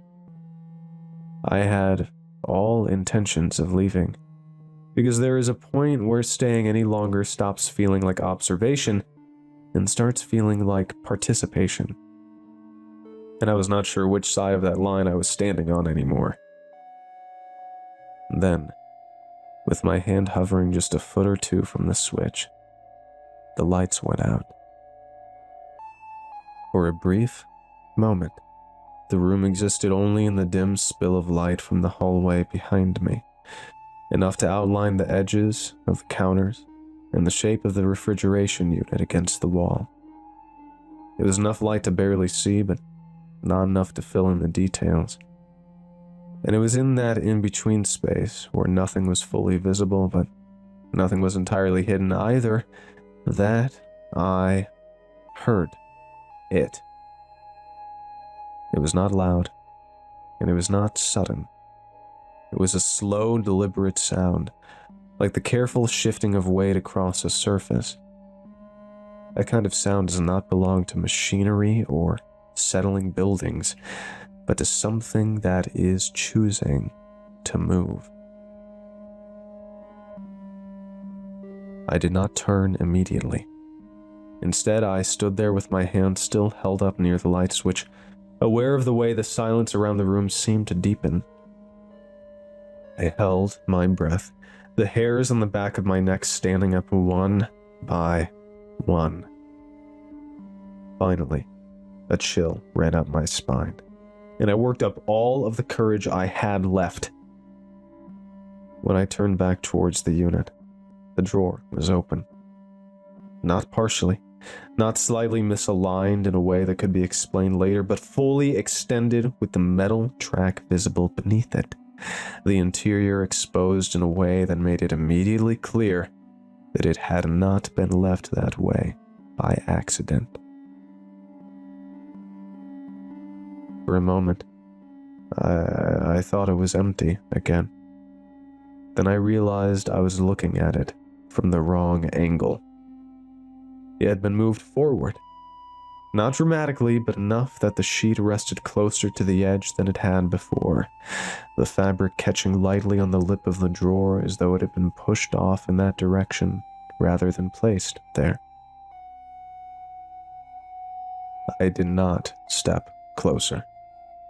I did not reach out.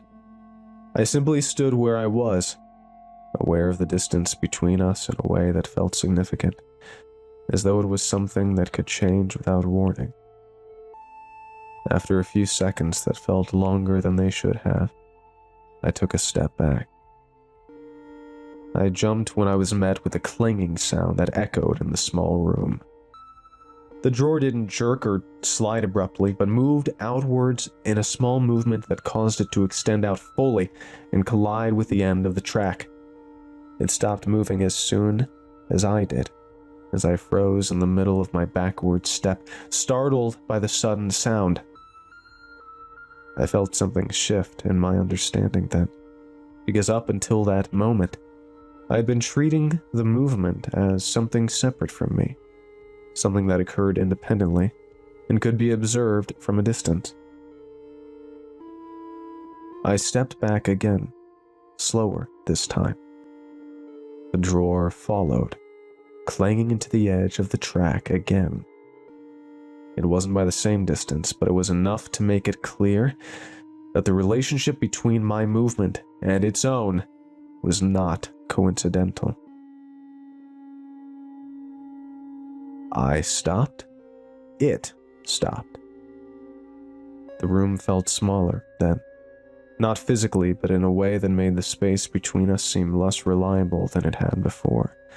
Like it could close without any warning if I wasn't careful. I do not remember deciding to leave for the night, only that at some point I was no longer in the room, the light still off behind me, and the door closing with more force than I intended, the sound of it settling into the wooden frame louder than it should have been in the quiet hallway. I stood there for a moment, listening, half expecting to hear something from the other side of the door. Maybe another shift, another movement, something that would confirm that it had not stopped simply because I wasn't looking at it anymore. There was nothing. The silence returned, steady and unbroken, as though the room had arrested itself the moment I stepped out of it. And the next morning, when I returned to work like I always do, the drawer was closed. I stood in front of it for longer than I should have, my hand resting lightly on the handle, aware of the faint vibration beneath my fingers and the way it felt like it went straight through to my bones. My hesitation had become more pronounced than it had even last night, some part of me already understanding that opening it was no longer just a matter of confirming what could have changed, but acknowledging that it would. When I did finally pull it open, it was empty. I did not check the others right away. Instead, I turned, already aware of where my attention was being drawn, and found him on the preparation table. He was positioned neatly, the sheet folded back just slightly enough to expose his face to the overhead light. There was something different about him then, something subtle enough that I might not have noticed if I hadn't already been looking for changes, because his head had shifted just enough that it was no longer angled up in that familiar neutral position. His head was turned slightly towards the door, toward the space where I stood. I remained where I was, aware of the distance between us, aware of the stillness of the room, and aware of the uncomfortable certainty that whatever had been happening over the past few days was no longer contained to a pattern that I could observe and record without consequence. I stepped back into the hallway and closed the door, leaving everything exactly as it was.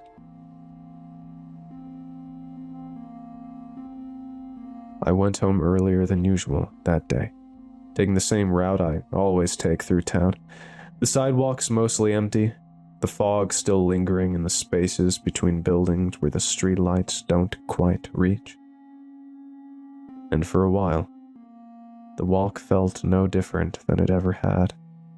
The sound of my footsteps steady against the pavement, the quiet of the town settling in around me in that familiar, muted way. It wasn't until several minutes had passed that I became aware of a second rhythm beneath my own, faint enough that I could have dismissed it as an echo or a trick of the way sound carries in the fog, but consistent enough that I could not ignore it once I had noticed it. I slowed, not abruptly, but gradually, paying closer attention to the spacing of my steps.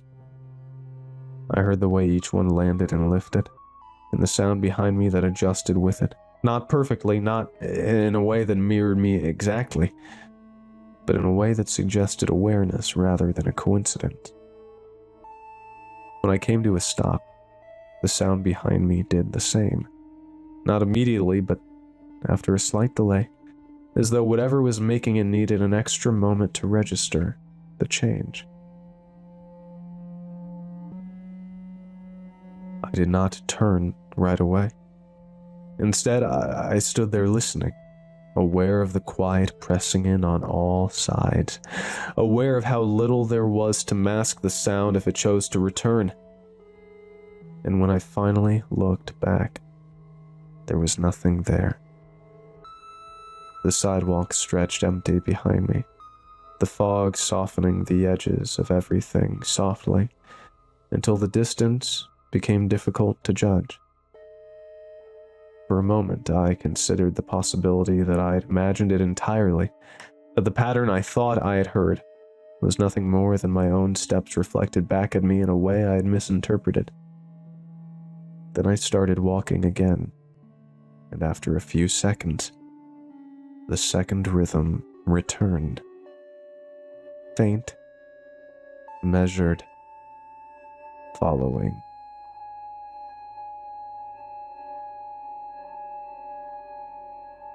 I have been writing it down even more consistently since then.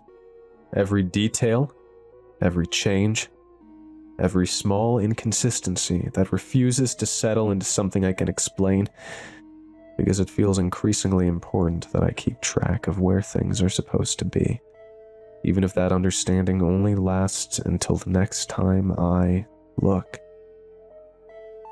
But I have stopped trying to move him, and I have started paying attention to the spaces outside of the funeral home, because I can no longer ignore the possibility that whatever has been shifting inside that room might not be confined to it, and that the distance between where it is and where I am may not be as fixed as I once believed it to be.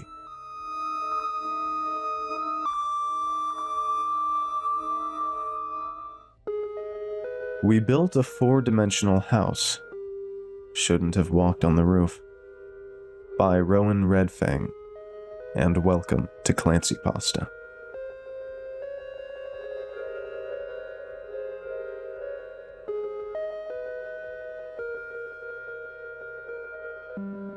Architects are artists who tell space how to behave.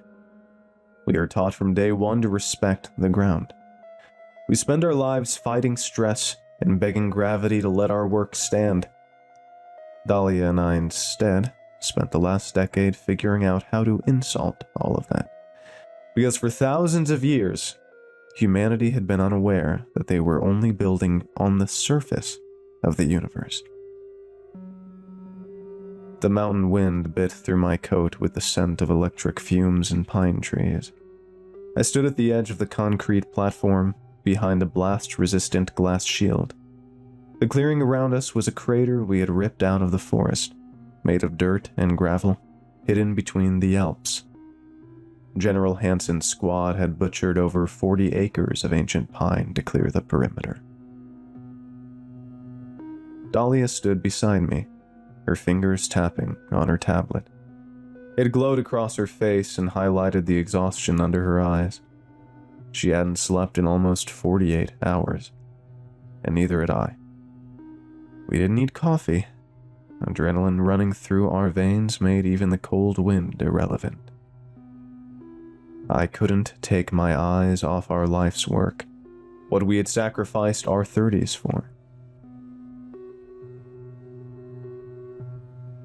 Swimming through the pre-dawn mist on the concrete foundation was our monument to insanity. 8 individual cubes, each measuring 40 feet across, made from high-density polymers, tungsten, and steel. 4 of them were stacked vertically into a tower. The remaining 4 extended outwards from the 3rd floor, branching in all 4 directions, like a cross, or what it actually was, an unwrapped tesseract. The structure offended the natural landscape of the mountain. All around it was my wife Dahlia's contribution to my genius. The GFA, Gravitational Folder Array, a ring of 12 superconducting pillars, black towers connected by cables filled with liquid helium, to prevent overheating. And all those armed soldiers surrounding the structure were completely unaware that their rifles would be useless against mathematics. They kept shifting their weights in the cold.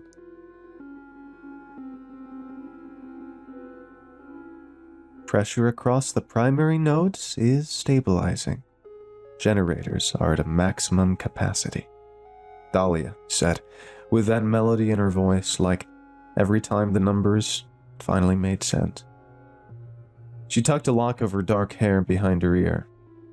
She went on. We need the structural integrity to hold, Johann. The GFA is going to peak at almost 400 G inside the ring. If it buckles under the pressure, we're going to create a localized micro-black hole instead of folding the building. My work is fine, Dahlia, I said. I made sure to over-engineer the load by a factor of 5. I couldn't help but grin as I traced the lines of the building against the rising sun. We're about to force the universe to accept our new reality. A Nobel Prize awaits you, and the Pritzker for me. I chuckled. They'll have to invent new categories of awards after this. The gravel behind us crunched under heavy boots approaching. General Hansen stepped into the light, flanked by 2 soldiers and their rifles. He wore a parka over his uniform, exhaling clouds with each breath. From the look on his bearded face, I could tell he considered joy to be a tactical disadvantage. I couldn't remember ever seeing him smile.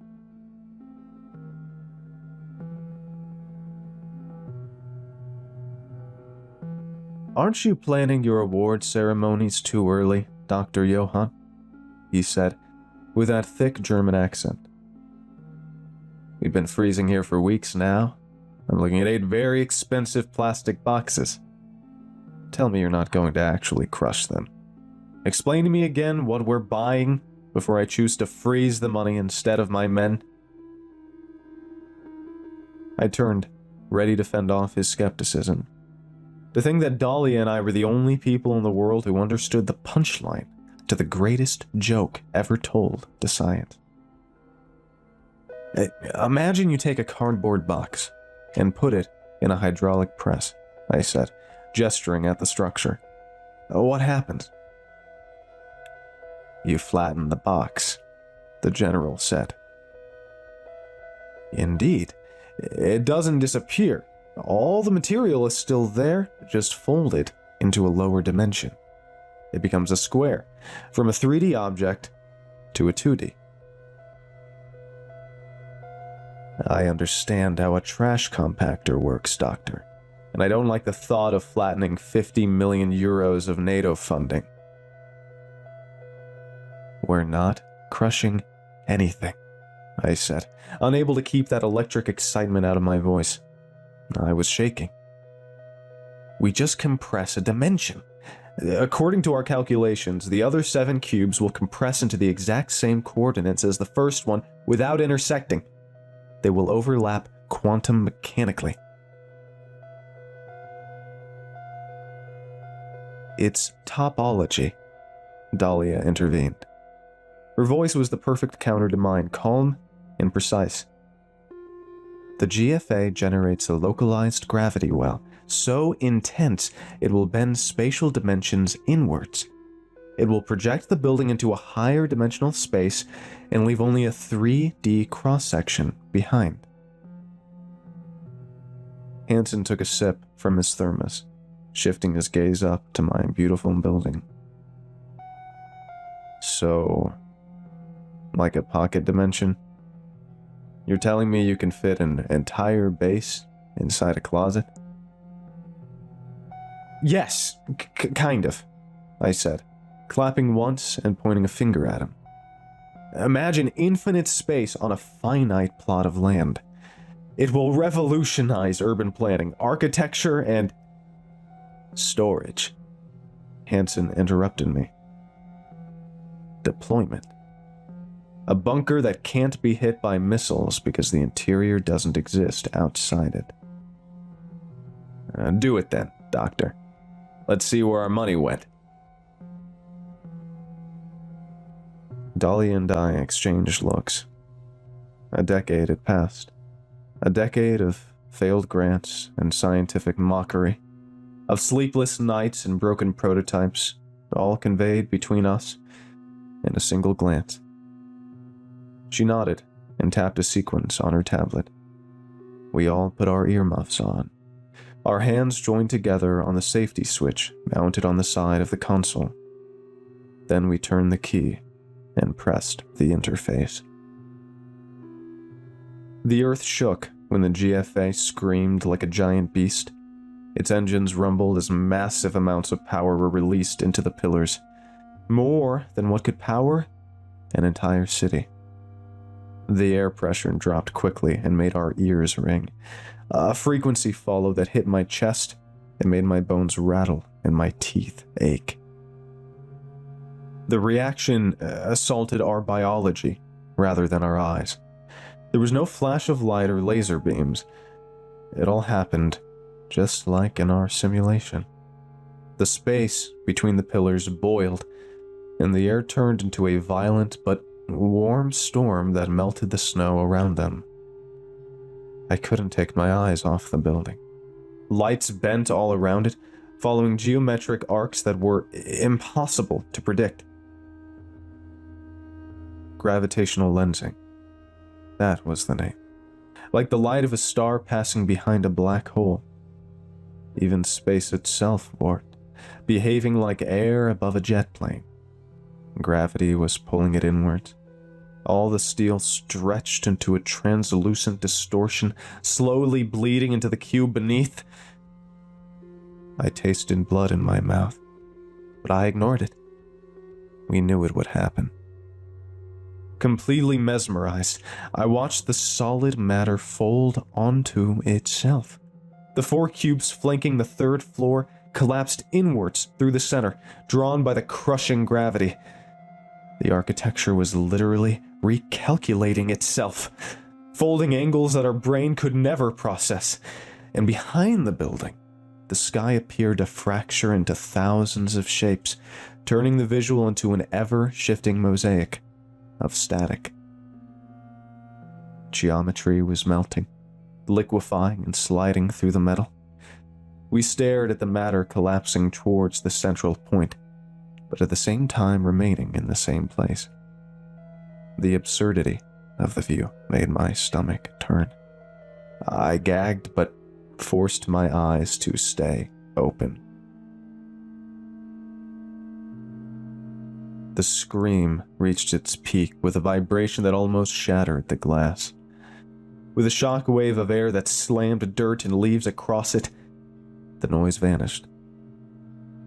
A perfect silence fell onto the entire mountain. When the ringing in my ears faded, I wiped the cold sweat from my forehead, and just then I noticed my nose was bleeding. Dahlia also had a thin line of blood on her lips, and so did Hansen and his soldiers. They moaned, holding their temples. I raised my gaze and looked past the cracked glass.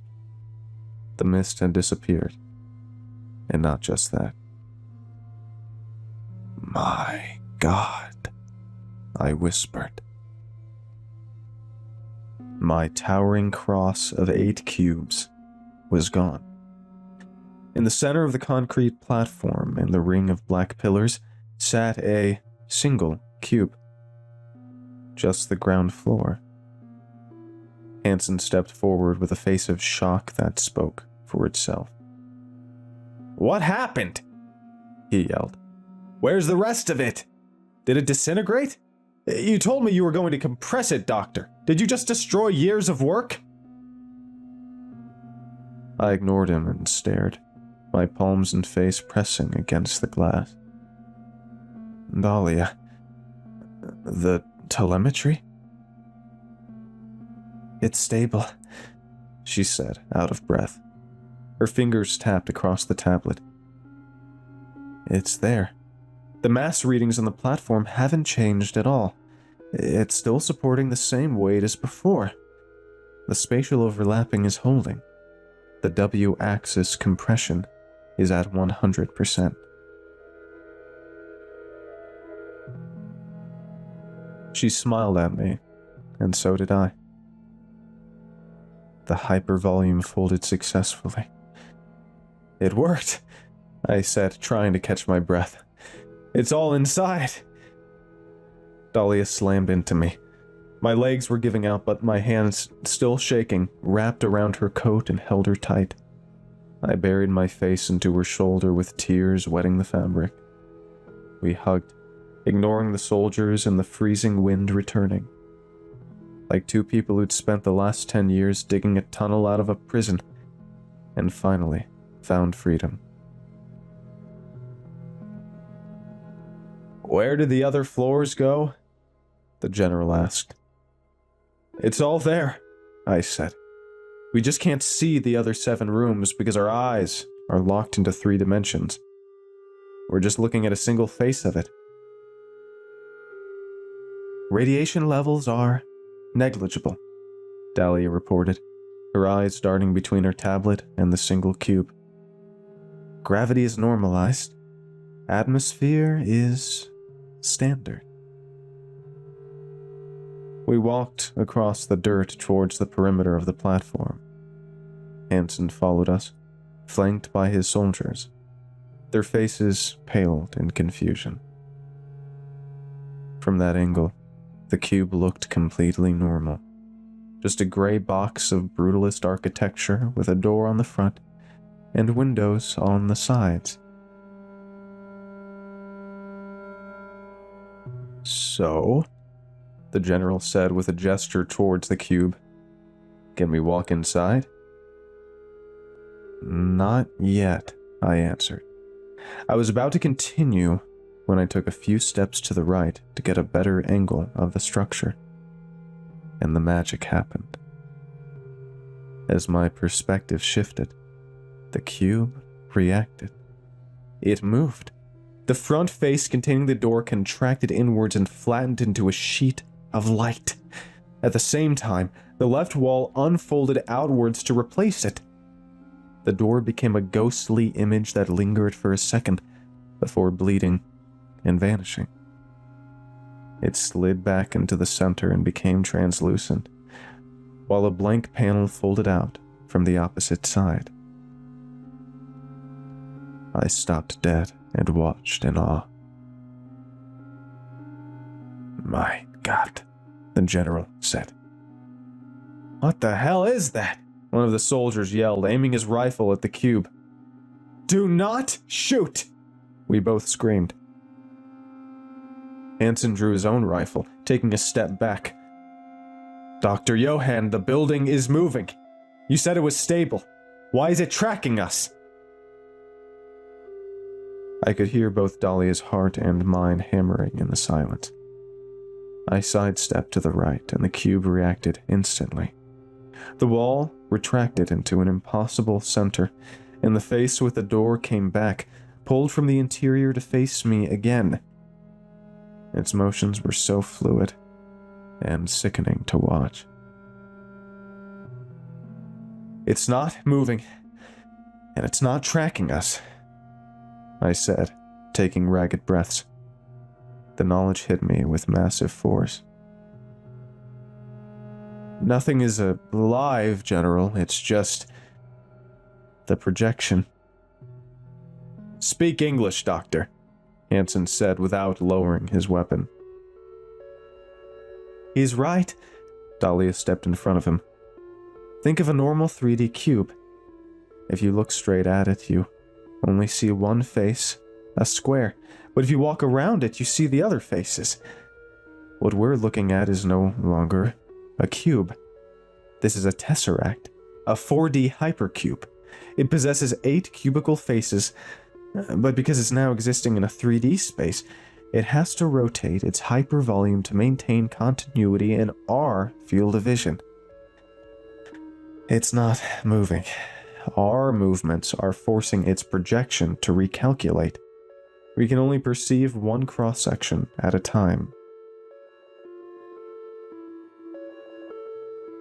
Send the drone in, Hansen ordered. Nobody is stepping inside a building that can't decide what shape it is. A soldier carried a large drone. He set it on the concrete and stepped back. The front door of the cube could be opened via remote control. Dahlia tapped on her tablet and, with an echoing screech, the door swung open. Inside, the lights were on. The interior looked just like before. Sterile walls and a table bolted to the floor.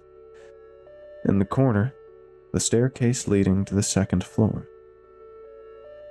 The drone rolled on the concrete and crossed the threshold of the cube. We all gathered around the monitor of the soldier handling it. The camera feed showed a perfectly normal view. The lighting was fine. The table showed no visible changes. Upstairs, I said, as we all stared in silence. Make it proceed upstairs. The soldier nodded. The drone rolled towards the staircase and raised its mechanical legs to begin a slow climb. None of us dared make a sound. We stopped breathing as the images appeared on the monitor. The drone reached the top of the stairs and rolled onto the second floor. I don't understand, Hansen said. He pointed a finger at the screen. The drone is going up, but there's no second floor there. Where is it going? Because it worked. The internal volume is maintained. The second floor exists within the folded dimension, Dahlia replied. He didn't answer. The drone reached the second floor, transmitting footage of the room and its pristine walls and window. Hansen was no longer looking at the monitor. I followed his gaze. So did Dahlia, her face paling. Hovering over the cube, directly above the center, was the drone. Instead of flying, it stood there, existing in a space that our eyes couldn't understand.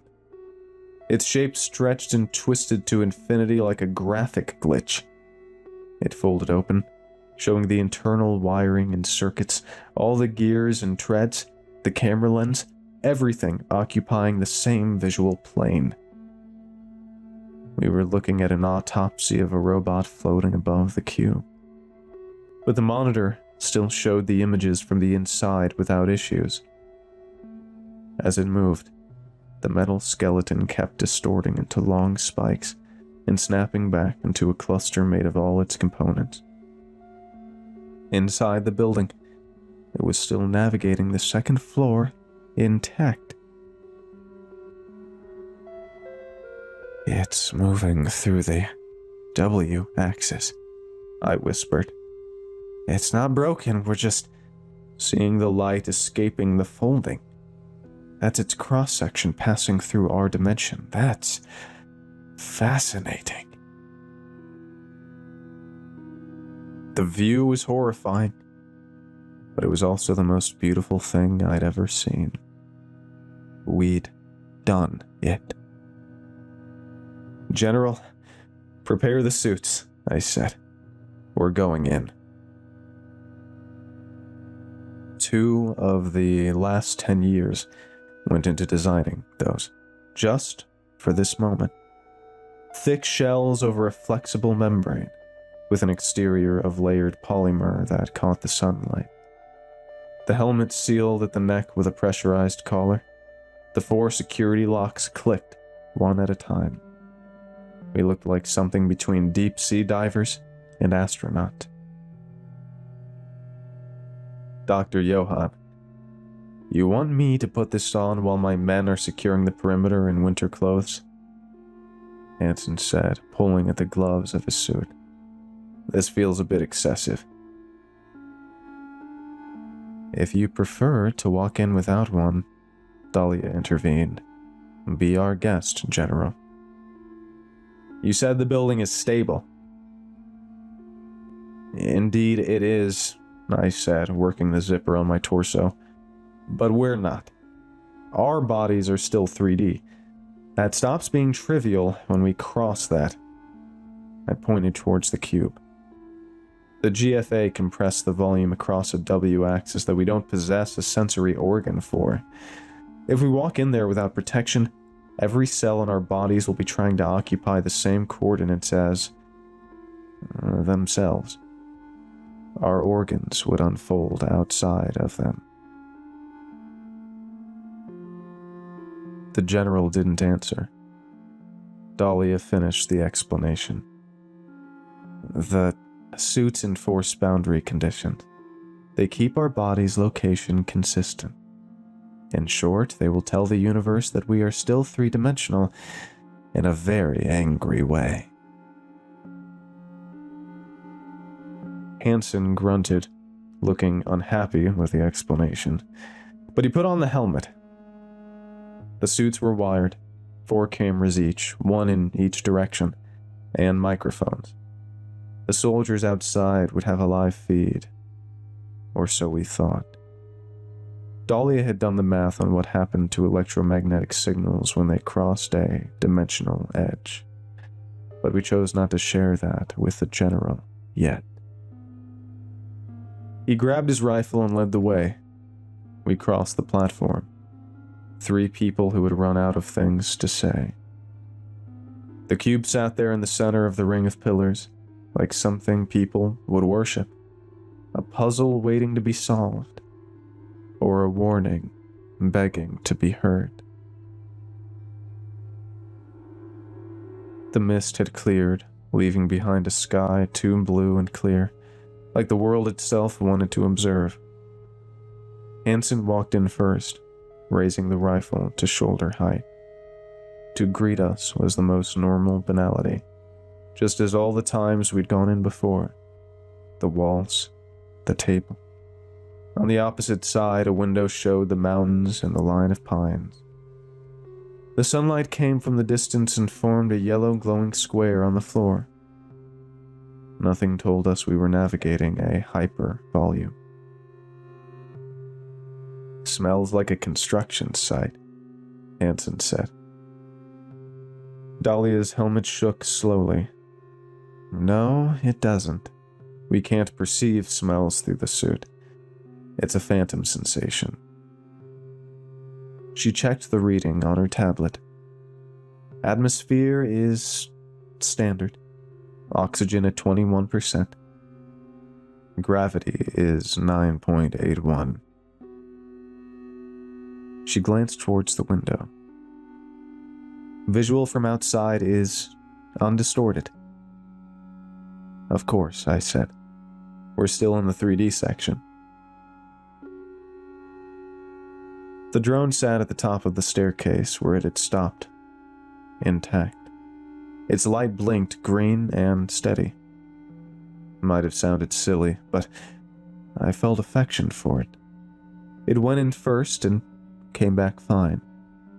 The first human-made object to step in a 4D space. A hero robot. Humanity would remember it like the first man on the moon. I smiled. The staircase ended in a square hole in the ceiling. The normalcy in our footsteps' noise made cold sweat run behind my neck. Hansen swept the barrel of his rifle across the room as he approached the staircase. Keep a tight formation. General, there are no living entities in this structure, Dahlia said, following. Furthermore, your weapon is about to experience some unfolding. I suggest you leave it downstairs. Hansen ignored her. His helmet pointed up, eyes locked on the top, as he climbed the first step. We followed close behind, boots echoing in the narrow space. Each step felt too ordinary, and for that reason, my teeth couldn't stop chattering. We moved at a snail's pace. It took a lifetime to reach the top. When we stepped onto the second floor, none of us moved or said anything. Hansen stood with both hands at his sides and his rifle down. I watched him, trying to understand that there was indeed a second floor, that it existed, had walls and a floor and lights and windows, and that his rifle was no longer a rifle. It had unfolded, just as Dahlia and I predicted, just like our bodies would have done without the suits. In the same way a book opens, but on its own. The barrel extended, flattened, and at the same time curved into itself. The body peeled along an axis that our brains couldn't comprehend. Everything spread outwards into an arrangement of components that were still connected, but pointed everywhere and nowhere, like a schematic. Hansen dropped it and stepped back. It became a smear of its own components and settled into a tangle of metal and plastic. The thud bounced off interconnecting walls. Hansen yelled, "What the hell is that? You said it would break!" "We said it would unfold," Dahlia clarified. "That's the accurate term." "There's no reason it should do that." "Oh, there's every reason for it to do that," I said. The conversation died when we raised our gazes. The room had done the same thing the rifle did, but in a larger way. Facing me was the north wall, or what I thought was the north wall. It occupied the same space in which the floor should have been, and both surfaces were visible. Below us, no, not below, through us, the first floor was visible without a gap, but through what I called an overlap. The window was on the east wall, but also on the south wall. It showed the outside, a band of compressed images along the edge of my vision. Trees and concrete stretched and compressed like crumpled balls of paper. The nausea came back stronger when I looked around. I was about to throw up. The walls were transparent. I was viewing the first floor from an angle that shouldn't exist. Our little hero, the drone, sat there, all its internal body stretched into a glitch, its anatomy looping endlessly. "If we had walked in without these suits," Hansen muttered. "Instantaneous death," Dahlia answered. "Our topology would have attempted to recalculate to fit the 4D space," I added. "All our organs and skin and bones and veins. They would." "That's enough, Dr. Johann. I got it." Hansen walked towards the window with careful steps over a floor that intersected with the world below. He tried to communicate with his soldiers, but was met only with static noise. "Oh, we expected that," I said. "Radio waves in a 4D space propagate in a hypersphere rather than a sphere. In a folded environment, the propagation path doesn't end where the receiver is. The signal has nowhere to arrive. Think of it like trying to deliver a package to an address that exists on every road on the planet. So we're isolated." "We've always been," Dahlia said, with no worry in her voice. "We just couldn't prove it until now." The light shifted. The entire room darkened. I caught something at the edge of the window. Darkness, like a shadow moving. It crossed the mountains and the structure, and it was gone in a second. Could it have been a cloud? It made sense. The sunlight traveled inside the building, after all. "Did you see that?" Hansen asked. Gravitational glitch, probably," I answered. "With the GFA bending the space, visual artifacts are to be expected." We climbed to the 3rd floor. It required concentration. The distortion made the distance between the steps impossible to understand. When we reached the top, my obsession peaked. The only way to describe the floor was a theorem. As we came up suddenly, there were 5 rooms, and none of them had a door or even a wall between them and us. The corridor, walls, bathroom, the bedrooms, and the studio we'd built around the middle room, all were accessible at the same time. Their interiors folded open. The porcelain of the bathtub intersected with the mattress of the bedroom. Studio desks floated inside closets. "This is unreal," Hanson commented, spinning once. "It's real," Dahlia whispered, "and spectacular." To a 3-dimensional observer watching from outside, "We must be teleporting," I said. "If we walk to the studio, we'd just appear there." Dahlia crouched beside the bathroom wall, which was also every other room's wall and also the floor. I watched as her hand reached into the bedroom, moving through nothing, where the walls unfolded. She lifted a pen from the desk, and it came back to her hand, unfolding itself like everything else. Did you just grab that through the wall?" Hanson said. "Object retrieval across boundaries with no physical transit," she said, holding the twisting thing up. "Technically, there is no wall," I said. "The 5 rooms share 3D space, so their surface distributed into the available geometry. Imagine a house drawn on paper, all flat. A 2D person living inside, the drawing must move through its doors because the walls are impassable. But for you, looking down at the page, everything can be reached without touching a single door. The walls can't stop you because you are approaching from an axis that doesn't exist for the second person. That's us, right now. We are standing above the page." "I should stop asking questions," Hanson said. There was a table in the studio, which we'd put as a simulated habitation test, and from the higher dimension I could see the top and the bottom at the same time.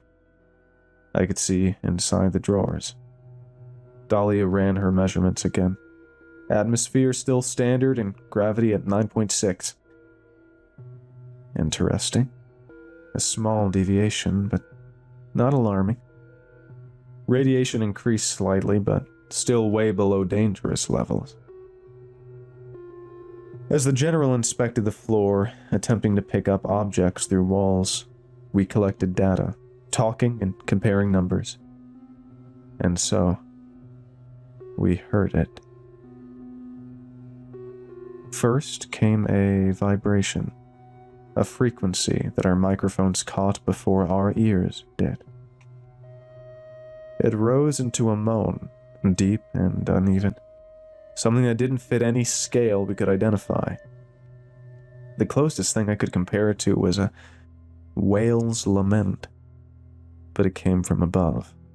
At the same moment, the light dropped again.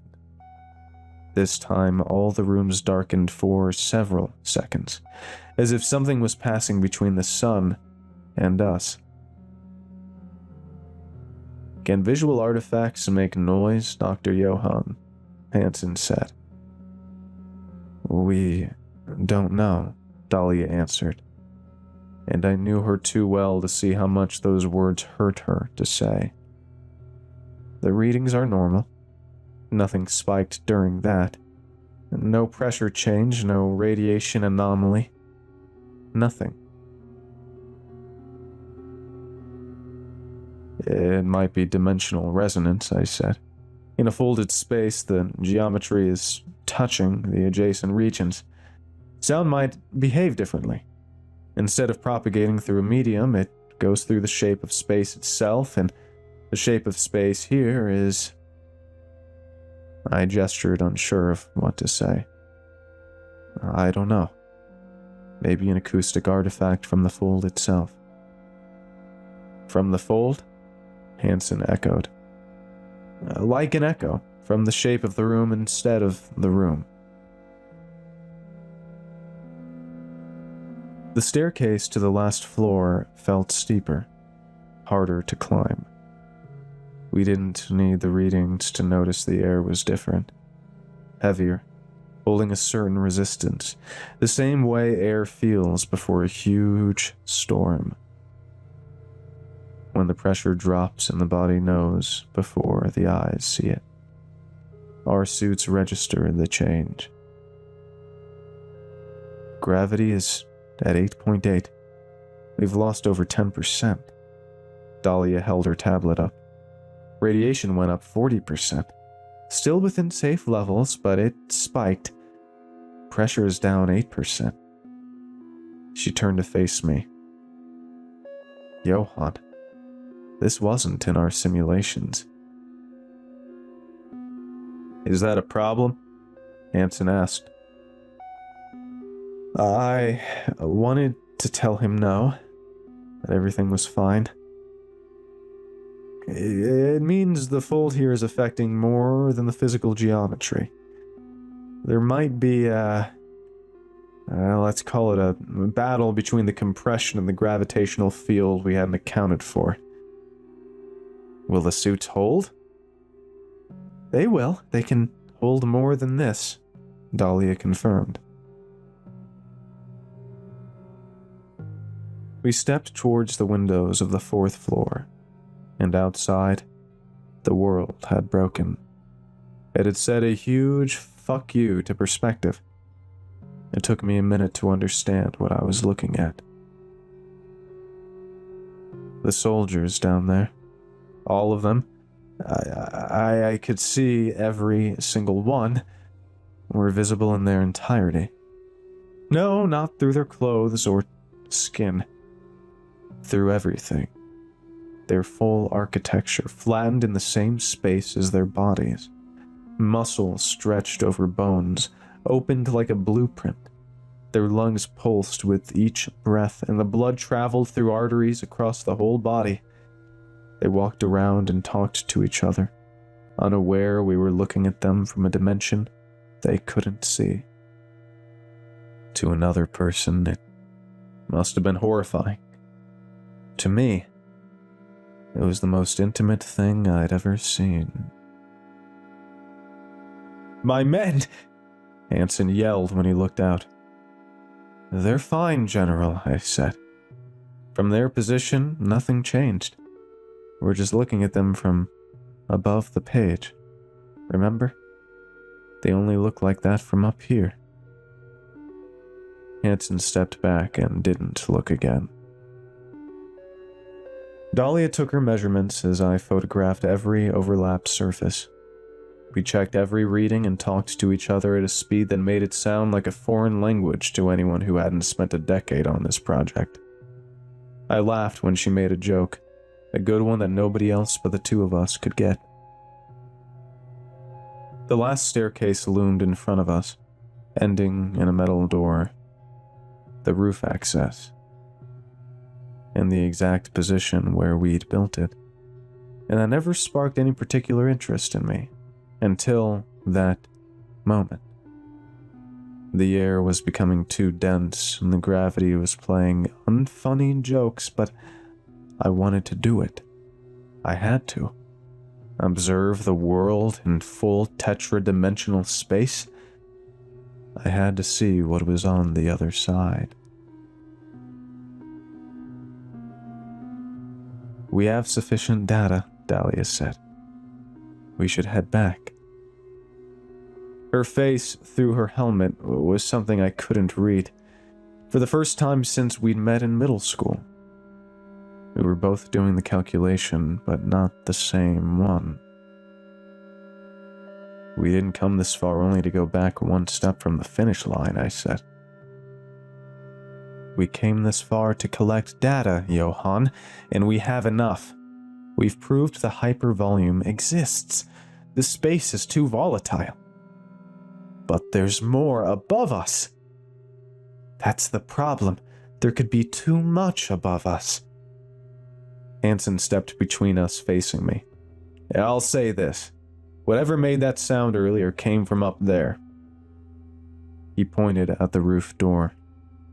And my opinion about sounds I can't identify is to not walk towards them.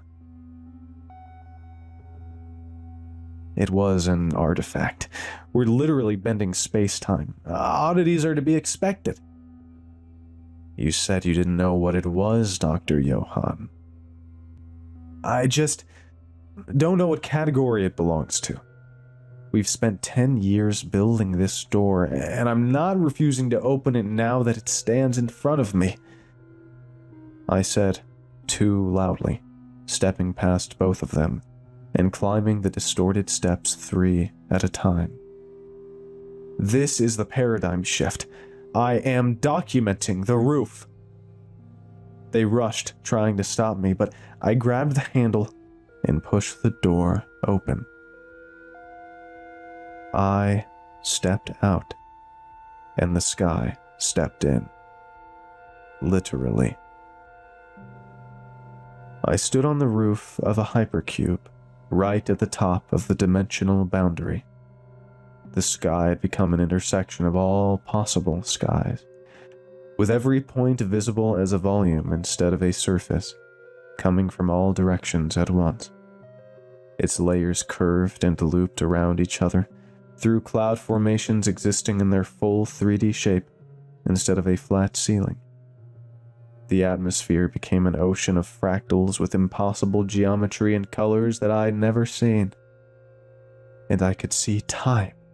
Echoes of snow falling upwards, crossing the light of billions of different galaxies overlapping into a singularity. This is beautiful.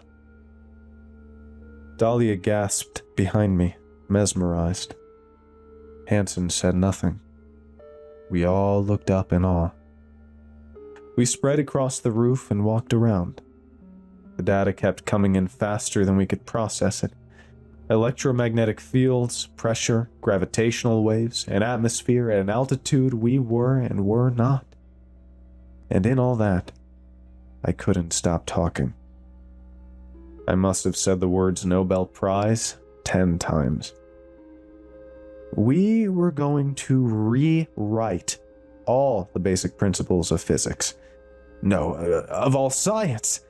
We stood where nobody had ever stood before in the history of the universe, in the hypervolume of a folded dimension, and we looked at it from above the page.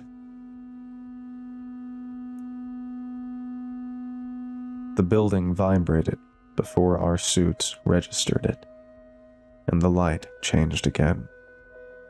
This time we could see it clearly. The entire sky darkened from every direction at once, and we all knew this wasn't how darkness worked. This wasn't how anything worked. The sound came again, longer and louder. It came from inside the vibration, from above. We looked up just as it arrived. I had no idea what I was looking at. My brain tried its best to find logic in it, but the numbers were all wrong. The world was wrong. A surface, or better, a membrane, except it was neither. As we watched, it shifted. One moment there was a sheet of glistening material that moved with the typical irregularity of a living being. The next moment, it folded out into a shape my eyes couldn't process. Not just because of its instability.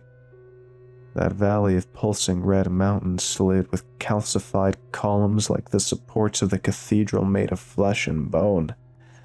It materialized out of nothing, spanning miles and miles, and faded into waterfalls of black fluid.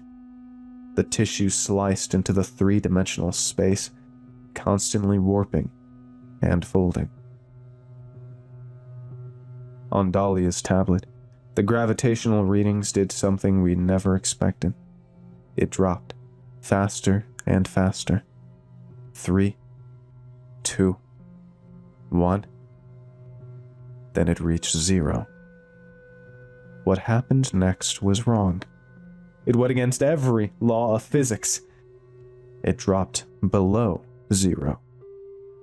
That minus sign before the number mocked our pathetic human brains. It had to be wrong. The device had to be broken. Negative gravity? What nonsense was that? Our feet left the roof. I had no time to be surprised, but enough to anchor myself on the roof door. The gravitational pull was no longer downward. My vision twisted and slowly rotated until the sky was below me, like an endless ocean, and the roof was now a ceiling. Hansen floated in the air. Both his hands grabbed my ankle. Below him, dangling over the 40 ocean, Dahlia clung to Hansen's belt, her boots kicking the empty space. "Johann!" she cried out. "Hansen, don't let go!" I shouted. As the pull intensified, the most horrifying hypothesis came to my mind. Whatever that thing passing through the three-dimensional space was, it must have been so massive that it possessed its own gravitational field. That's when I realized what we saw was only the 3D projection of something much, much larger. Just like a cube appeared as a square on a 2D surface, showing a fraction of its real size. How massive was that thing? I had no idea how to describe it. The shape in the sky below us kept changing and moving. The darkness had become absolute, like floating in open space. It covered everything. "Pull," Hansen said. "I am pulling." But neither of us moved, because there was nothing to move towards. The door was the only fixed point remaining. The entire building was shaking. The thing below us was still there, moving, passing, arriving and departing in every direction at once. Hansen's hand slipped from my ankle, and I managed to twist and grab him with one hand just in time. But the grip was weak. "The suits are failing," Dahlia shouted. The exoskeletons groaned and bent under the immense gravity. I'm slipping," Hansen said. I clenched my jaw so hard, tasting blood. The pull of that thing was astronomical, but this was no attack. Whatever it was, it didn't even acknowledge us. We were just ants, caught in the gravitational destruction of a passing god. 3 fingers, then 2. Hansen's hand slipped. I watched as they fell. The edges of their suits first flickered in the same way the drone had done from outside. Their bodies appeared to me in cross-section, and then in a section I had no name for. They stretched along the W-axis. "Dahlia!" I screamed. They fell into the sky, plummeting towards the endless expanse of red and white. The 3D barriers of their bodies ceased to exist. They elongated into a loop of infinite ribbons made of cross-sections of their internal structures. Their limbs stretched for hundreds of feet down the void, like falling into a black hole. Among the unfolding structures, flattening and adding more colors to the sky, I saw their eyes, massive and distorted, staring up at me, and filled with such an agony that it broke my very soul.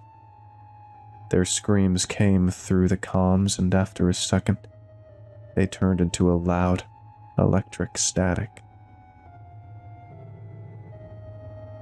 When the light returned, my vision rotated again.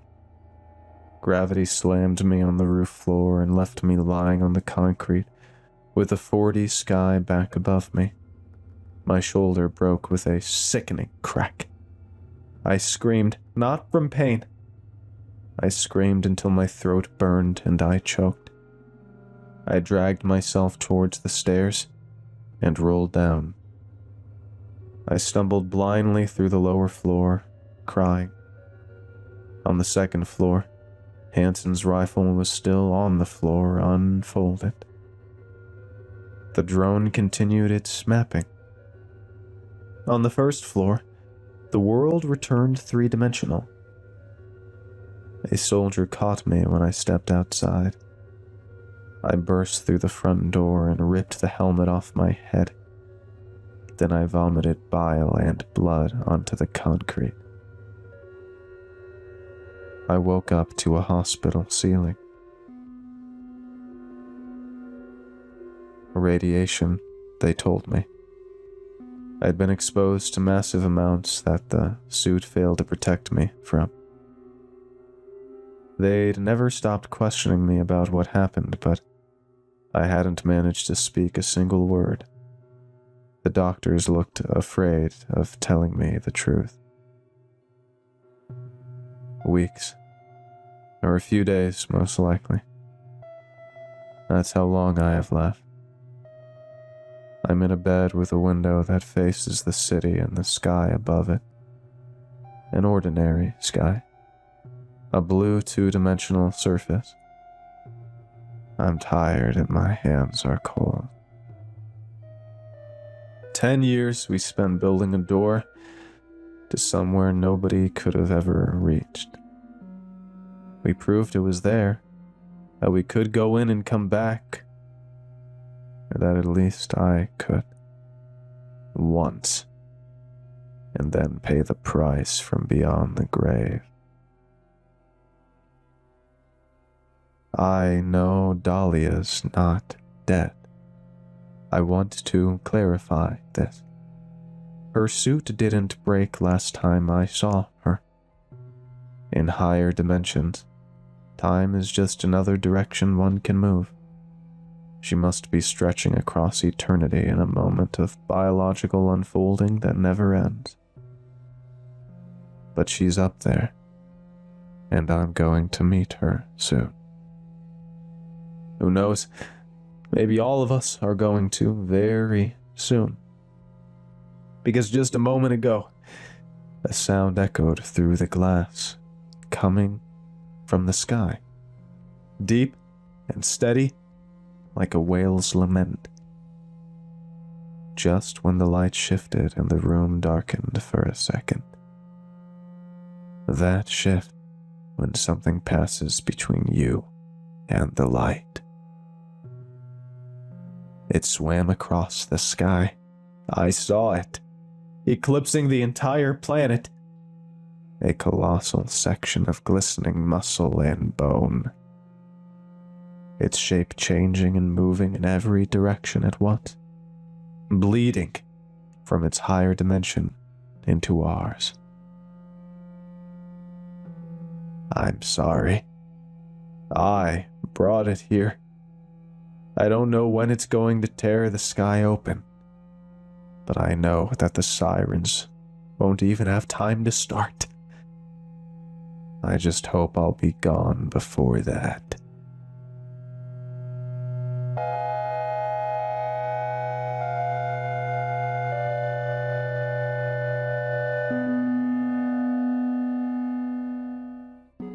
I Tried to Rush a Bonsai by Bilbo Cheated, and you're listening to Creepypasta.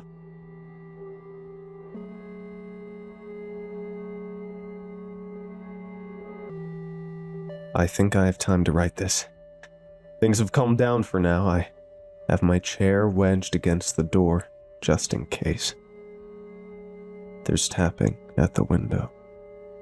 I'm on the second floor of my house, and there used to be no trees outside my window. I need to find a way out, and this message needs to get out so no one makes the same mistakes. We have to go back a few months for you to understand. I just moved to this new rental home. The only issue is that the landlord did not allow pets, which seemed criminal with the large fenced-in yard. I asked anyway. "No pets," he said. "I've been burned before." "What if I kept up the garden?" I asked. "Would that change anything?" "About the dog? No." "What about the rent?" He looked out at the yard like he was already disappointed with the job I would do. "Spring and summer only," he said. "That's when the yard will need work. If it starts looking like hell, the discount goes away." "Yes, sir." "Tools are in the basement." That should have been the end of it. Discounted rent and some yard work. But I still wanted something to scratch that itch. Bonsai was an option. I'd never really considered it before, but I went all in watching videos, reading forums, buying those expensive little pruners. I learned about wiring trunks, exposing roots, and shaping miniature trees over the years. That was the issue. Years. Most of it just waiting around, especially in the first couple of years. Decades pass before you have anything impressive. Some trees are relatively faster growing. I still wanted the satisfaction of growing the tree from a seed, but I just didn't have the patience for it. One night I decided to buy seeds. I had to go deep into Google to find non-sponsored links. I wanted seeds from a specialty vendor. On about page 9, I clicked on a site. I can't remember the name, but it had to do with accelerated seed stock and touted seeds that can produce mature-looking bonsai in months. The site looked old, with a white screen, grainy pictures, and blue links. I clicked on one photo link that looked like a Chinese elm. There were no Latin names that I recognized on the site. I am embarrassed by the price I ended up paying. The product had all 5-star reviews, so I was hopeful. One of the most peculiar details that I can remember is returns only accepted in original soil and original shipping container. I bought a packet of 3 for a discounted rate and never received a confirmation email. I got back on the site the next morning, and that listing was gone. I thought it was a scam and got a new debit card to be safe. 2 weeks passed, and I was surprised by a small but heavy box at my doorstep. The outer cardboard shipping box didn't seem to be postmarked, but I was too excited to care. The inner box was wooden and closed with a brass clasp. The inside was lined with a grayish-blue metal. At the top of the small container, there was an instruction card. Germination stock, 3. Use dehydrated soil puck, enclosed. Keep contained indoors. Do not overwater. Keep in a well-ventilated location. Do not allow root access beyond pot. Odd? Yes. But I laughed this off at the time as some branding gimmick. The seeds themselves were larger than I had expected, and I noticed they were warm when I planted them in a small pot in the corner of my den near the floor vent. After a week, I thought I'd been scammed. No growth. But one morning, I woke up to a small green stalk. Finally, one was successful. From there, things seemed normal but fast. Within a few weeks, it had a tiny trunk with a branching structure ready to be wired and shaped. I was so happy with the results so far, I wanted to leave a review, but I couldn't find the sight. I was so pleased that I even started posting photos to show off the growth. My friends were impressed, and the internet thought I was either lying about the age or accusing me of buying it from a nursery. One commenter even suggested that I had misidentified the tree species. These accusations didn't make me angry. They made me proud of my work. It was worth every penny. Soon it was time for pruning to shape the limbs. I spent some time studying the tree before making my first cut. When I did, dark sap began to ooze from the wound. My mouth began to taste as if I had just swallowed my car keys. I hope it isn't diseased. I took all the precautions, I thought. I opened the pruners around the second branch. Before I could close them, another branch snapped across the back of my hand. It cut me like a bad paper cut. I told myself, maybe I bumped it and shifted the branches. Or maybe it's a draft. The AC just came on. I finally managed to prune it properly, but I was worried about the sap's smell. But it did its job and sealed up the wounds I caused, and by morning the tree had pushed out new buds from the pruned branches. A few weeks later, the tree had grown enough that I wanted to move it to a larger, nicer bonsai pot. Repotting would also let me expose part of the root system. I thought it would enhance the beauty of the tree. I could also use this to change to a premium bonsai soil mix.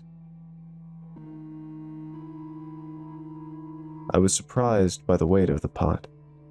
I had to use twice as much strength as I thought to even get it off the table. I almost dropped everything when I encountered more resistance. As I looked back, I noticed the thick, pale roots had grown through the drainage holes. As I tracked it, my eyes traced over to the air vent. The roots had gone between the grates and down into the vent.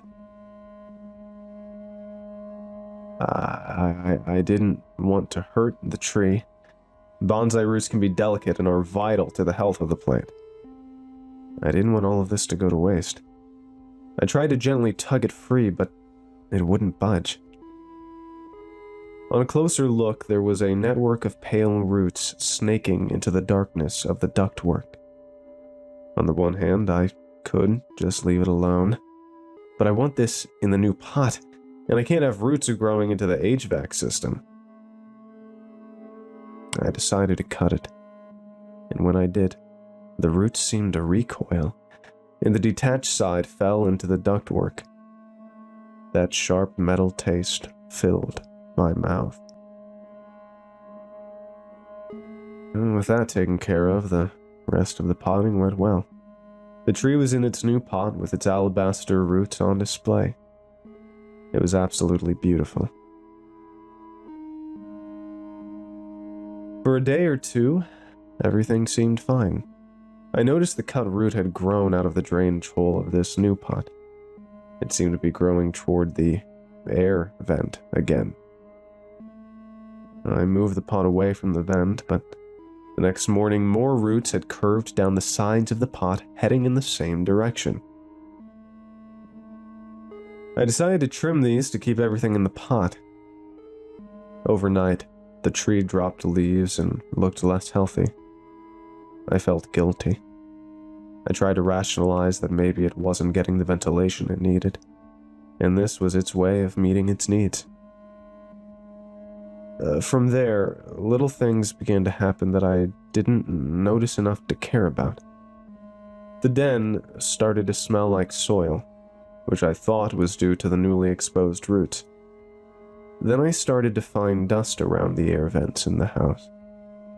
And last month, my water bill spiked, which I thought was related to a tapping I had been hearing in the walls that my landlord refused to come check out.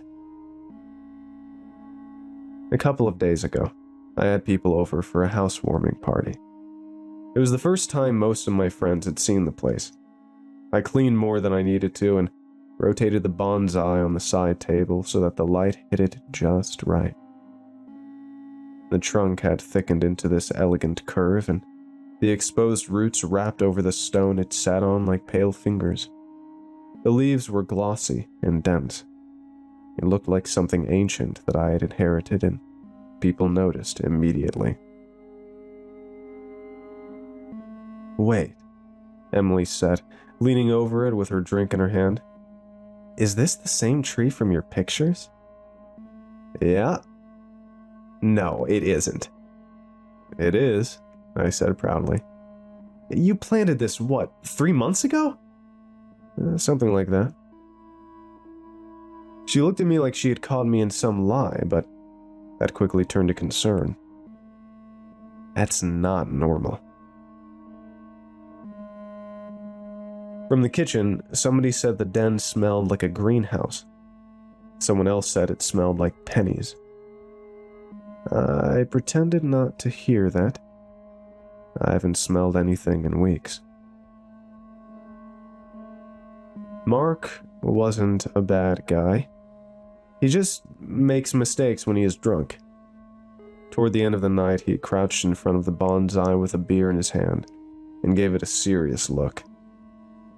"This is fake," he said. I ignored him. "It looks fake," he said, louder. "That means it's doing well," I said, trying to dismiss him. "You bought a tiny plastic tree and invented a whole personality around it." He reached out and flicked one of the leaves, not hard, just enough to make it move. I stepped toward him before he even realized I was doing it. "Don't." The room went quiet. Mark held up both hands. Sorry. Didn't know you and Bonnie were serious." A few people laughed. I did too, because I needed him to move on. Then he tipped his beer toward the pot. "Banzai!" The whole room laughed as a little beer spilled over the rim and darkened the soil. "Mark!" I scolded automatically. He looked at the pot, then at me. "Relax, it's a tree." I feel stupid now, but I was angry. A protective kind of anger, like he had done something to hurt a family member. I got paper towels and dabbed at the soil while everyone moved on. Someone changed the music and the room loosened again. The rest of the night was normal. People drifted between the kitchen, the den, and the back patio. The weather was nice enough now to keep the back door open for a while. I had a cooler outside by the steps because my fridge was full. At some point, I remember Mark announcing he was going out to grab another drink, looking at Bonnie, and asking, "Want one, babe? Be right back." He went through the kitchen and out the back door and just didn't come back. Nobody noticed for a while. By midnight, the stragglers began to head out. Emily was the first one to ask, "Where's Mark?" I said, "He's probably left. His car is still here." His car was parked exactly where it had been, under the oak near the curb. His jacket was still hanging over one of my dining chairs. His keys were still in the key box I put out for guests. His phone was on the kitchen island, buzzing every few minutes with messages from the same group chat we were all in. That was when everyone sobered up. We searched the yard with our phone flashlights. We checked everywhere, even the stupid places you check when you know a grown man can't fit, but you check anyway. Someone suggested he got picked up. Someone else said maybe he walked off drunk. Eventually, someone called the police. They came, asked questions, looked around, and took notes. I told them he had gone outside for a beer and never came back. so the search focused outward. By the time everyone left, it was almost 5 in the morning. I stood in the kitchen for a long time after the last car pulled away. The bonsai sat in the den where I left it. The soil seemed even darker now than when the beer had been spilled. I let it be and went to bed.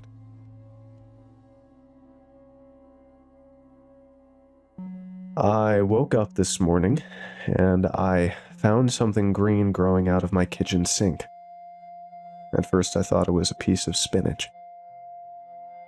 When I looked longer, I saw 3 little shoots coming up through the drain. Thin, pale stems with tiny green leaves at the ends. They leaned toward the window over the sink. I touched one with a fork. It bent away from the metal. I dropped the fork into the sink as I jumped backwards. That was when I remembered the card from the box. Do not allow root access beyond pot. I thought that meant the roots might make it harder to repot without damaging the plant. I grabbed the drain cleaner from under the sink, and I poured until the chemical smell burned my nose and the little green shoots disappeared under the liquid. For a moment, nothing happened. Then, all at once, pipes knocked all around me, and I thought the house would split in half. A violent and deep metallic banging from inside the wall behind the sink traveled under the floor, then somewhere toward the den. I stepped back as the drain hissed, and the whole counter trembled. Something below me made a low, shifting sound, like furniture being dragged across a room.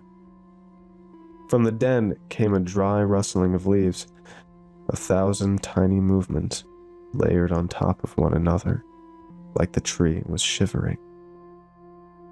As quickly as it had started, the house went quiet, and I stood there with the empty bottle in my hand. I thought I had fixed it. I poured boiling water down after it, hoping it would wash out the chemicals from my pipes. I went into the den and saw that the bonsai had outgrown its wire. The training wire I had wrapped so carefully around the trunk to shape it was embedded halfway into the bark. The trunk had thickened around it in minutes. The bark bulged around each turn like a ring around a swollen finger. The leaves looked wet, glossy, and full. New roots had spilled over the side of the pot and touched the floor. One of them had reached the vent again. A new one had stretched in the opposite direction toward the kitchen. I stood in the doorway and tasted metal. I hadn't poisoned it. I fed it. That was when I finally understood what should have been obvious from the beginning. I needed to kill it. I'd only been to the basement a handful of times for the breaker box, but I never took stock of the equipment in the far corner. The familiar smell I had become accustomed to was strong in the basement. As I scanned my flashlight across the room, I did not see any roots or branches. I searched the pile. Just a weed whacker, garden shears, shovel, and a machete. I bent over and took the machete. As I stood up, my eyes caught a thin strand hanging off the ceiling beam. It was one of the innumerable roots that had slithered across the support beams. As I ran my flashlight across the ceiling, I saw that they also followed the pipes, vents, and electrical lines. The entire house had become a trellis for this thing. In the far corner, I noticed 2 thicker root tips hanging limply, different than the rest. When I took a step toward them, I realized they were shoe laces. A shoe hanging from the ceiling by vines. Another step forward, and that shoe was attached to a leg. As I came closer, I was able to see Mark held in the air by roots. Some roots simply supported him.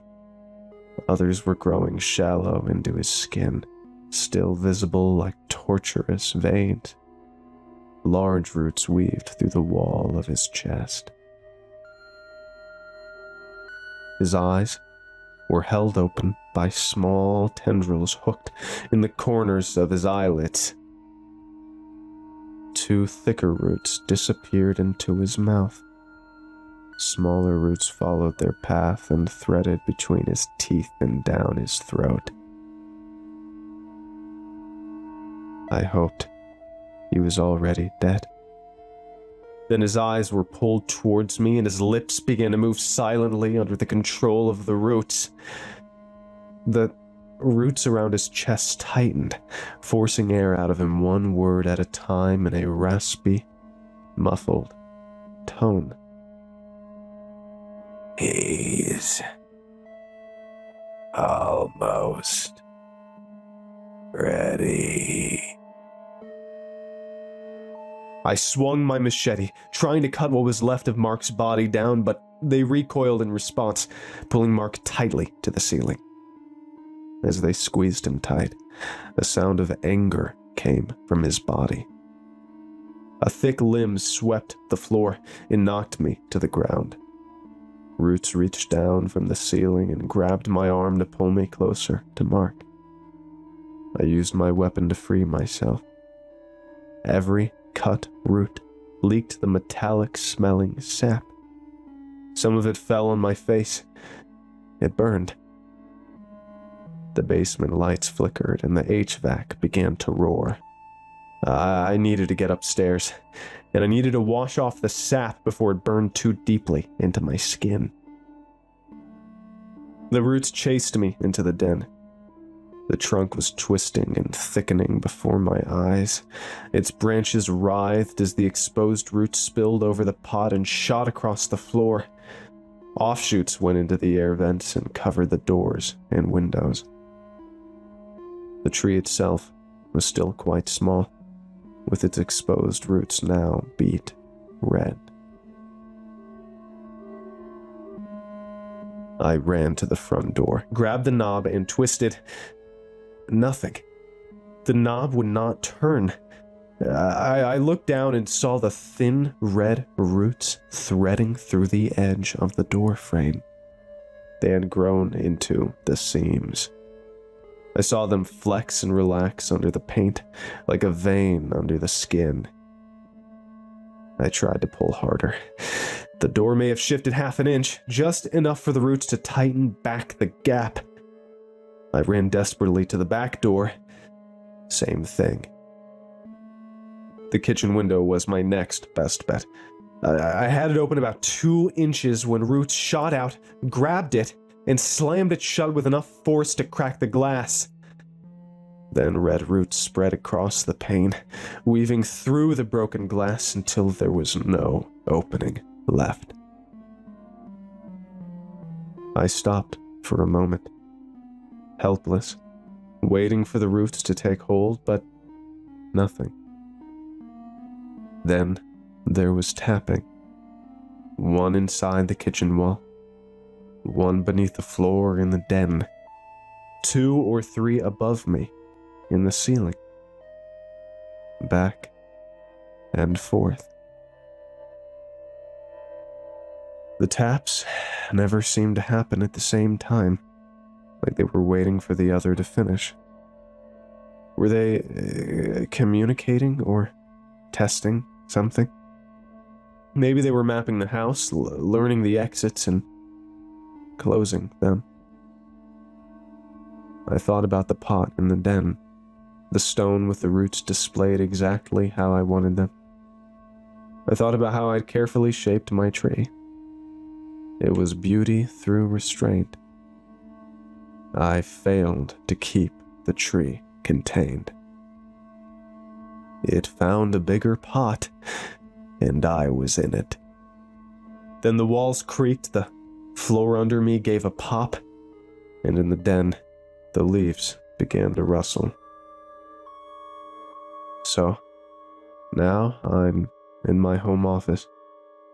I don't know if I want to slash my way through the window or try my luck at destroying the part of this thing still in the pot. I don't know if that would do any more than anger it, but I think it might be worth a shot. I can still hear the branches and the leaves rustling when I hear the occasional tapping and creaking. Small roots are sweeping their way under the door now, feeling around, exploring the new space. I'm not waiting for them to find me. I'm going to make a run for it and destroy whatever is still in that pot. If you see this post, do not order seeds from any site claiming to have accelerated stock. And if a box arrives without a postmark, do not open it. Do not give it soil. Do not give it water. Do not give it a pot. Do not give it a home.